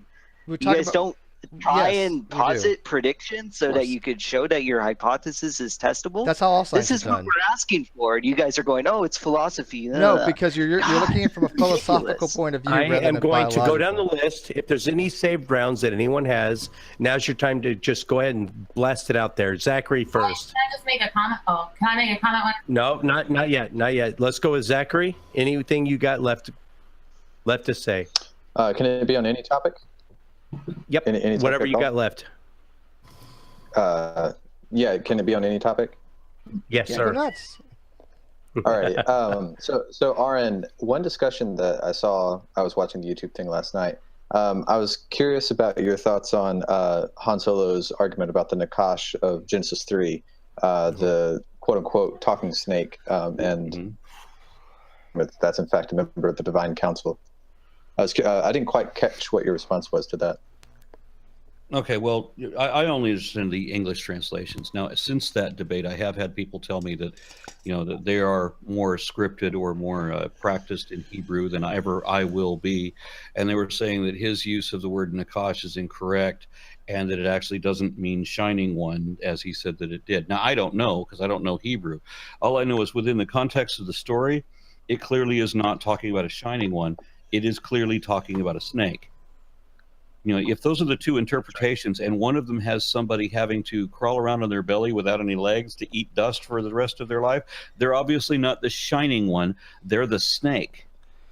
Can we all agree that a serpent is a snake, by the way? So, godless / realistic. Are we meant to make this point, or is that just going to be left hanging? It's going to be left hanging. Yeah, we're going to leave that hanging. We're going to totally leave that hanging. Realistic / godless. I totally I'll just say, go to my YouTube channel. I've got like 10 videos on that debunks it by using scholars. I don't doubt that. Somebody I gave me don't a doubt it video either. from you that was 2.5 hours long, and after listening to you for 2.5 hours and hearing nothing that could have possibly led to your assumption. You actually listened to that? No, I didn't listen to the 2.5 hour thing. I talked to you directly for 2.5 hours, and you couldn't justify your argument in person, so I don't think you're going to be able to do it remotely. But Of course I justify my argument in person. No, of course you did not. Absolutely Godless did not. slash It was an realistic, your abject, closing arguments. absolute I did. failure. Jim, take control of my hangout, Jim. You were conceding. You were conceding a lot of my points. I'm trying. Godless, you're next. Any closing remarks? Yeah, Realistic. I watched a lot of Aron Ra videos, and I've even seen him speak in person. And Aron Ra, it's just surprising me because Aron Ra prides himself on searching for evidence and the truth and embracing reality. And he criticizes Christians for having an emotional attachment to creationism. And it just seems like this would be really interesting and stimulating, man. He's always going after young earth creationists that are easy targets, and evolution is his area of expertise. So I think that this would be interesting and stimulating to him. And he seems to just want to dodge, which I see other people do. Can you give me something that I would want to dodge? I disagree with Yeah, that. well, you dodged the last question that was asked to you is what observation? What was the last question that you imagined that I What dodged? observation would falsify it? And you could asserted that these observations proved it, but if they don't falsify it, then they're not evidence. I asked, and other people who are not me and do not pride themselves on being me. If those observations are not evidence against it, that they can be evidence for it. What observations do you have? Just yes or no. Just answer yes or no. Do you think if those observations cannot be evidence against it, that they can still be evidence for it? Did you ever have? I can't answer the question. Next up is Paul. Understand what you're talking about. Do you have anything to add? Excuse me. Do you actually have an observation that you think should disqualify that? No, I think it's unfalsifiable. Okay, next is Paul. I did ask Paul for anything that could falsify it. I said that I am unaware of any means of falsifying what has already been confirmed. I asked you. You're asserting that it's been proven when it's impossible for there to be evidence against it, but there's evidence. I don't think we're going to come to a I didn't say. I never said in any way that there was. Excuse me. Please let me say. She's attacking me, and she can't hear me correcting her if you're getting in and talking at the same time. That are evidence for it? What observations do you imagine support your contention here? I don't think that an observation there can exist an observation. So you're saying there is no observation I could consider as counter evidence against natural selection? Can you tell me one? Exactly. I can think of one. Okay. Exactly. Then there can't be evidence for it. You didn't answer my question, Eric. If we presented evidence for it, hold on. You are evading the question. It's a yes or no question. Can I please ask it one more time? Because you did not answer me. I said, do you believe that there can be evidence for it if there can't be evidence against it? If an observation it cannot be counted as evidence against it, do you think it can still be counted as evidence for it? Yes or no? Let me see if I can. Notice he doesn't say yes or no. Notice he doesn't answer the question. Because you haven't answered a sensible question. You haven't asked a sensible question. Next up, I'm going to go with Paul. Paul, do you have any safe grounds? Hold on. We want clarification here. I'm not going to have this conversation ending this way. She asked an absolute nonsense question. She asked a nonsense question. Now, we have examples of predictions that were made that would confirm natural selection. We've seen them happen. It can confirm it. I asked her, excuse me. Go ahead. Yell your contentions at me again, and then I'll correct them. So yes or no, are you asserting that although the observation cannot disconfirm it, it can still confirm it? Yes or no? Wrong. That's not. I did not. Everybody who's watching, notice he didn't answer the question. He just said wrong. You asked a question that can't be answered. I can answer. Although you said although no evidence can confirm it, which is wrong because evidence can confirm it. You are acting like a creationist. Hang on, no, he's not. I'm He's going not, to but jump in. Would you mind if I give an example? Translate her. Yes, I can translate. I can translate. Yeah, I can translate. Aaron, can I give an example? I understand what both sides are trying to say. it seems like a classic example of falsification would Because she's be to asking a question. identify. She's asking a fallacious I'm question. sorry, I wasn't done talking. Okay.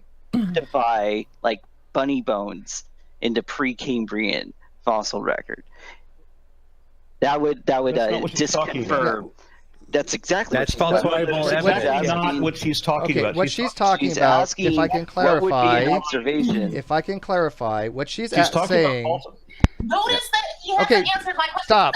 stop. I'm taking over. No I'm one can answer her taking over. question. Stop, Godless. Because her question Godless. requires a fallacy. Godless, I would, in not order unmute. to answer her question with a yes or no, I would have to accept her premise, which is fucking wrong. I can't accept.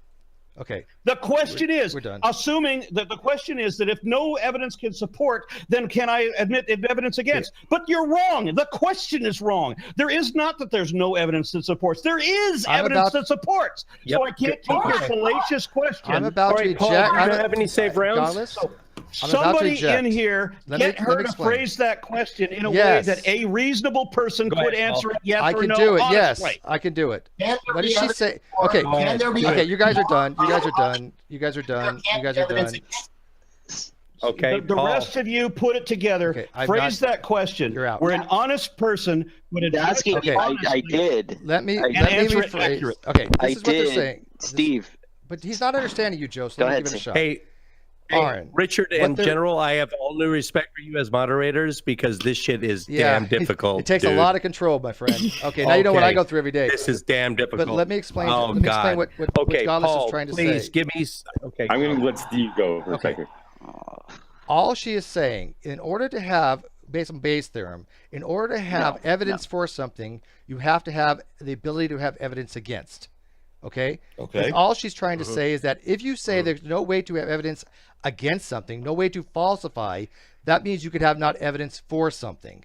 This is one of the arguments that people have actually said. We've already said we've got evidence for the thing, and I already said many times that I am not aware of any way that we would be able to falsify that. I can't think of a counter argument to disprove what has already been confirmed. The question isn't can you falsify the evidence that's already been presented. The question is, can you identify a circumstance in which your theory can be falsified? Right, a falsification like I criteria. said, one of the examples would be to identify like bunny bones in the middle would be to identify bunny bones in the middle of the Precambrian. Which is irrelevant here because that's only talking. Well, how is that irrelevant? That's actually relevant because a fully fossilized. God damn it! Sorry, go ahead. That wouldn't disconfirm evolution. Is that what you're saying? If I saw a fully formed bunny skeleton under the KT layer, that would give me pause. As an atheist, Excuse me. The limits of her question are not the validation of the fossil record. She's talking specifically about the process of natural selection. So we have to identify whether natural selection is a factor. It has nothing to do with bunnies in the Cambrian, and bunnies in the Cambrian would not disprove. I gave you an example of how you can show that there's evidence against your theory. So you would want to say evidence against natural selection would be evidence against natural selection. Excuse me. Evidence against natural selection would be something like traits that don't confer higher reproductive success still being passed on. Yep. Which would not include bunnies in the Cambrian. That's a different topic. Example. Do you know what an example is? Yes, I know what an example is. I also know what natural selection is, and I know that your example doesn't have dick to do with natural selection. You're talking about validating the fossil record. Bunnies in the Cambrian. Are you really this confused? Bunnies in the Cambrian would falsify the natural the Cambrian, or excuse me, the fossil record, but would not falsify the natural selective process. I was giving you an example of what they were asking something for. that hasn't got dick to do with the natural selective process. You were having trouble with the idea that you could have evidence against a theory. So I gave you an example of how you could show what would be evidence against a theory. Why does that even matter? I didn't say. Okay, listen, guys. Aron's not that difficult. Aron just stepped away. Ochinawa, do you have any saved rounds for everybody? Oh, well, I did have an argument for the existence of God, but I don't know if we have time to get into that. I don't think so. Boy, something a little more light. All right, well, Final statement. sure. Well, I think that Aron Ra did. I think that he often uses magic to define that God acting in the world. I think that's kind of disingenuous because magic has historically meant man manipulating supernatural forces, and Christians have also historically been against magic. So I think that but the distinction in this case is that the difference between magic and miracle is only who does it. If a god performs magic, then we call it making a miracle. Just like, if you murder somebody and that person happens to be a VIP, then it becomes an assassination. But that's the only difference. So the question that I asked, the woman presented a question to me that could not be answered with a yes or no, but because it required a requirement that I can't admit. So if the rest of you could form that as a yes or no question that I could actually honestly answer yes or no without accepting some fallacy at the same time, then I'd be happy to do that. Yep. But I've already stated that I am unaware of any way to falsify natural selection having already been confirmed. There's not an experiment I can think of that would imply that natural selection doesn't work. And I explained the details about this. Yeah, and you're right. And you're That right. in any number of lineages, we understand that the way that these mutations run is random. So we could roll the dice for how these proportions may change. And with whatever lineage we're talking about, we can think about where we can predict what advantages there would be if we would just improve this one feature by some degree. But it may not be that way. And if the roll of the dice goes a different direction, then that feature might be indicative of a different direction entirely. So I admit I don't know a way of falsifying what has already been confirmed, but I can express what predictions have been made and confirmed. So I can't accept the dichotomy that even though I can't personally think of a way of falsifying natural selection because of the inherent properties of natural selection, I can't think of a way of saying, well, that mutation didn't occur in this many trials, then that means it can't work. But we can make predictions that if it does work at all, then we would get this result, and that's what we've seen. Mr. Final rounds. Yeah, okay. So for the final round, I would like to ask... Are they even here? Those people that are bellowing at me? Just got kicked out. They got kicked out. I kicked them out. All right. Everything I just said is pointless. No, they hear it. No, they're listening. They're going to hear it. Well, I can respond. They're listening to it, in live feed. They're listening. Mister's talking. Yeah. Go ahead, Mister. I'll change the subject a bit. So I have a way how propositions are weighed against their opposites and how we would work that out. So if I can quickly run through that and see if you guys agree, and then from that make a point. Okay, so based on the logical law of excluded middle, we have a proposition and its opposite. So I'll write this in the chat so you can follow. So it's X and not X, okay? So between a proposition and its opposite, you have to be 50-50 because at the moment we have no content to those propositions. I'm using logical symbolism. And until there's content, all you would do to assume one proposition more likely true than its opposite, all you do is have just blind assumption. And let's consider blind assumption a bad mechanism. So other than blind assumption, you would have to be 50-50. So let's put some content to those propositions. Let me see if I can get some here. So here's a few. I'll copy and paste. So if you check in the chat, here's some content. So the stars in the universe are even in number, and the opposite of that proposition would be the stars in the universe are uneven in number. The proposition the universe is symmetrical in shape, and the opposite would be the universe is asymmetrical in shape. Okay, and I've got one for God. Ultimate reality is personal, i.e. God exists. Ultimate reality is impersonal, i.e. God does not exist. X, there is a car on Jupiter. There is no car on Jupiter. Now, there's three ways you can prove a proposition or give evidence or reason for a proposition over its opposite. So let's have a look at that and see if you agree with me, if you think there's more. So the first way would be to give direct reason for a proposition over its opposite, either some reason direct in experience or an inference from that experience, okay? The second way would be, which is used wrongly, the absence of evidence is evidence of absence. Now, this is true in some cases. So let me show you where it's not true and why it's true in some cases. So let's look at the proposition here: the stars in the universe are even in number, and the stars in the universe are uneven in number. Now, no absence of evidence for this being is evidence for the stars. You're breaking up. Oh, sorry. Am I back? Am I back? You're good. Okay. So no absence of evidence for the stars being even in number, the stars being uneven in number. Okay. Where it does apply, let's look at this. Let me have a look here. Sorry, I've lost my way. You just posted this on the chat, right? About the universe is symmetrical in shape. Yeah. Universe is asymmetrical in shape. Yeah, yeah. There is no car on Jupiter. There is a car on Jupiter. Yeah. Okay. So the absence of evidence is only evidence of absence if we should expect to see evidence that we don't have. So let me give a proposition here. I'm going to post two new ones. So as you can see, the stars in the universe being even in number and uneven, an absence of evidence for X there that they're even is no evidence for them being uneven. The only time it's evidence is if we should expect it. So let's look at this new scenario. Okay, in the new scenario, there is no planet the size of Texas between the Earth and the Moon, and there is a planet the size of Texas between Earth and the Moon.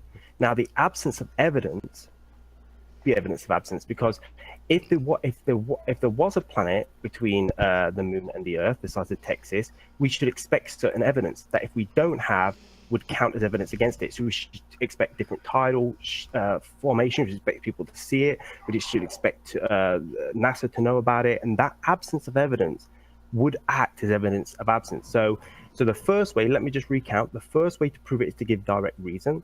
The second way is an absence of evidence only in the case that we would expect to see evidence for one of the positions that we don't see. Okay. Now, the third way to prove a proposition over its opposite is just by background information and chance happenstance. So let me give an example here.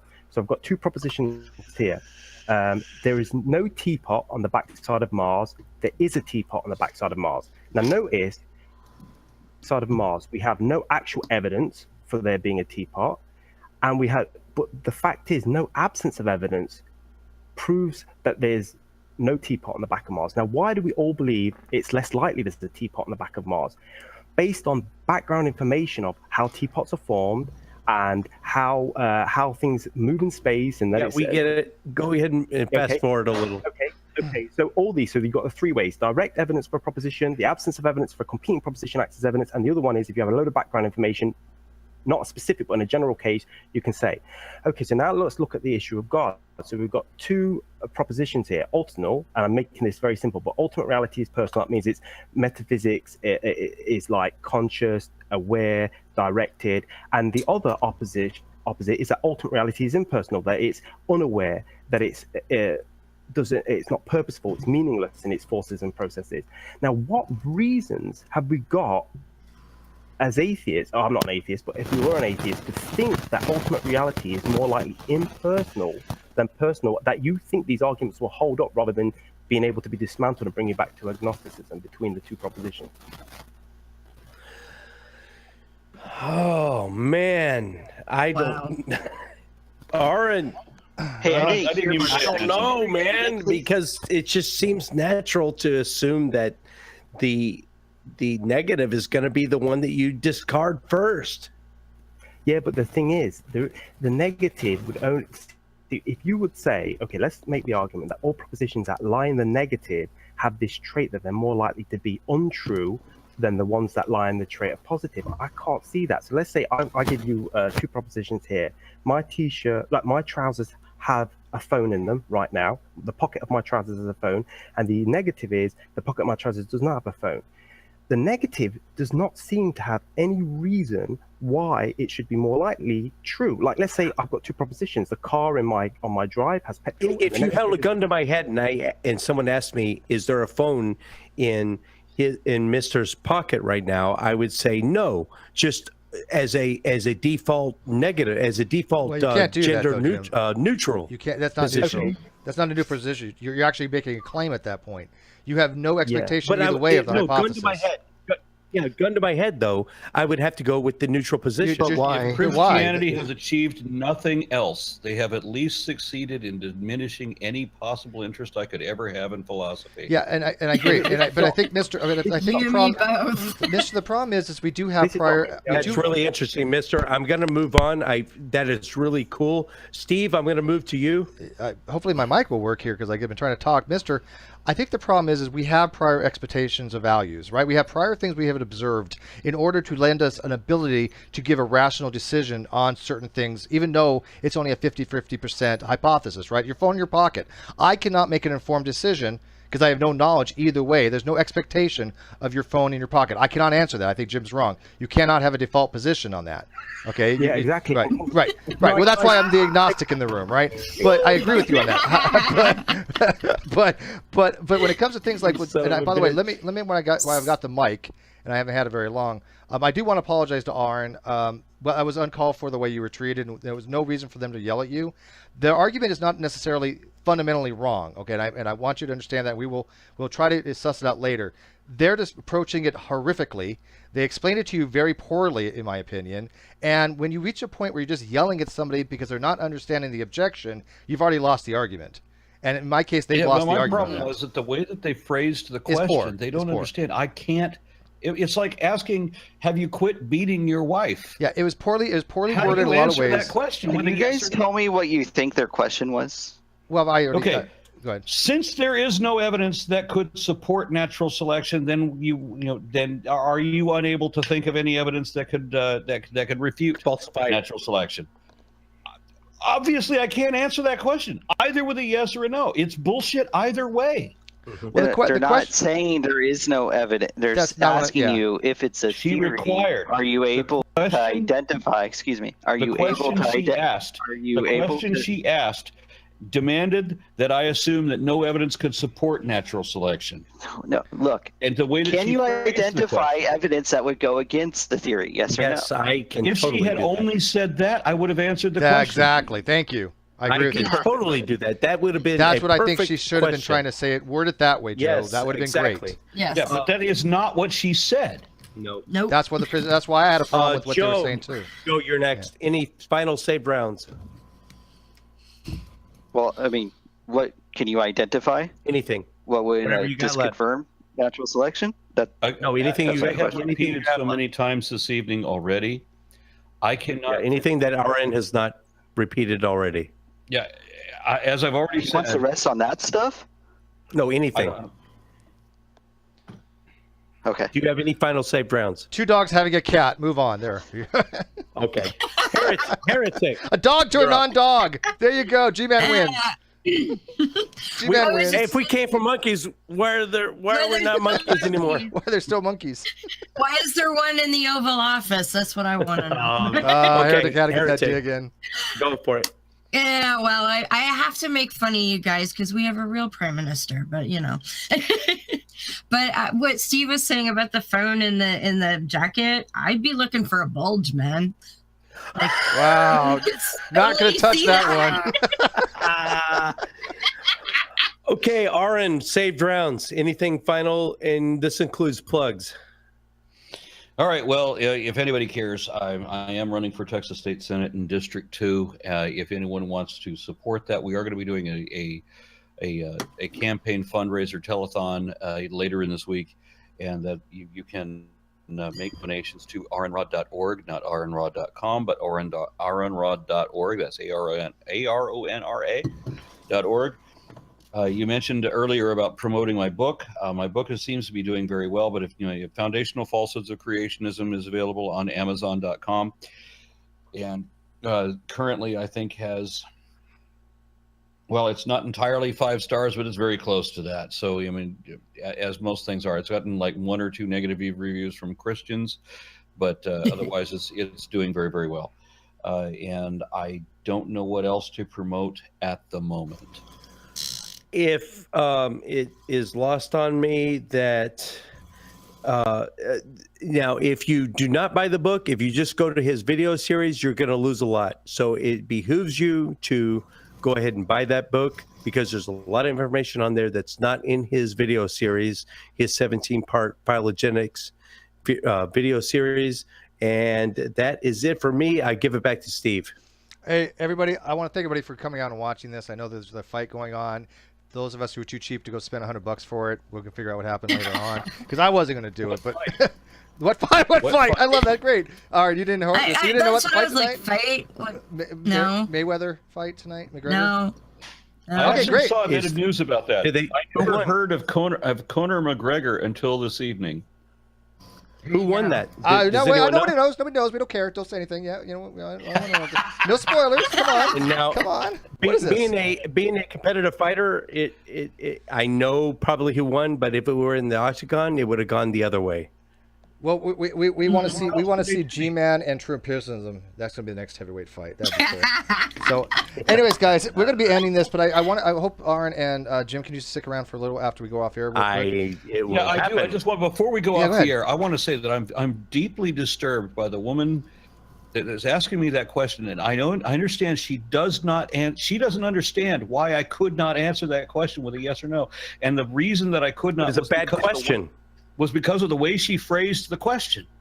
Yeah, and I'm sorry that she doesn't understand that. If she wasn't yelling so bad, we could have sussed it out. But once you start raising your voice like that, that's not how this room operates. She knows that. I know Gallus a long time. I mean, we're friends, but she knows my rules. And I warned her when she first came in here, or when she first asked me, don't go off in your little troll shit. And she decided to anyways. That's why I had to reject her. So if she was warned ahead of time, because I knew this was what's going to be happening. This is what they were trying to do, Aron.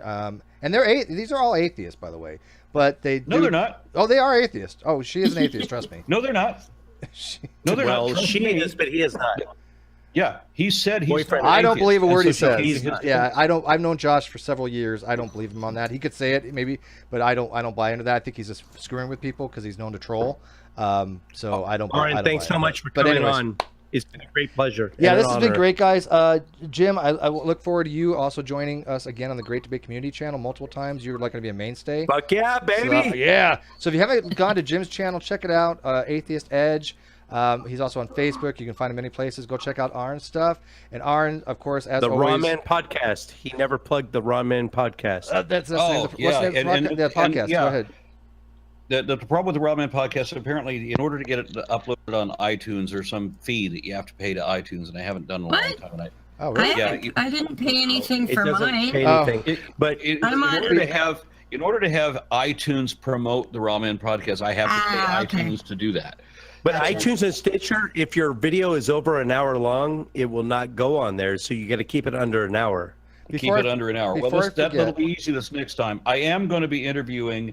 I'm trying to interview a couple of the guys that are running for governor in Texas because they're both very interesting. There's a guy named Thor Harris who looks like me with a better beard. He's a more Viking than I am, and he's running for governor of Texas, and I think that's wonderful. He's a drummer for a rock band in Austin.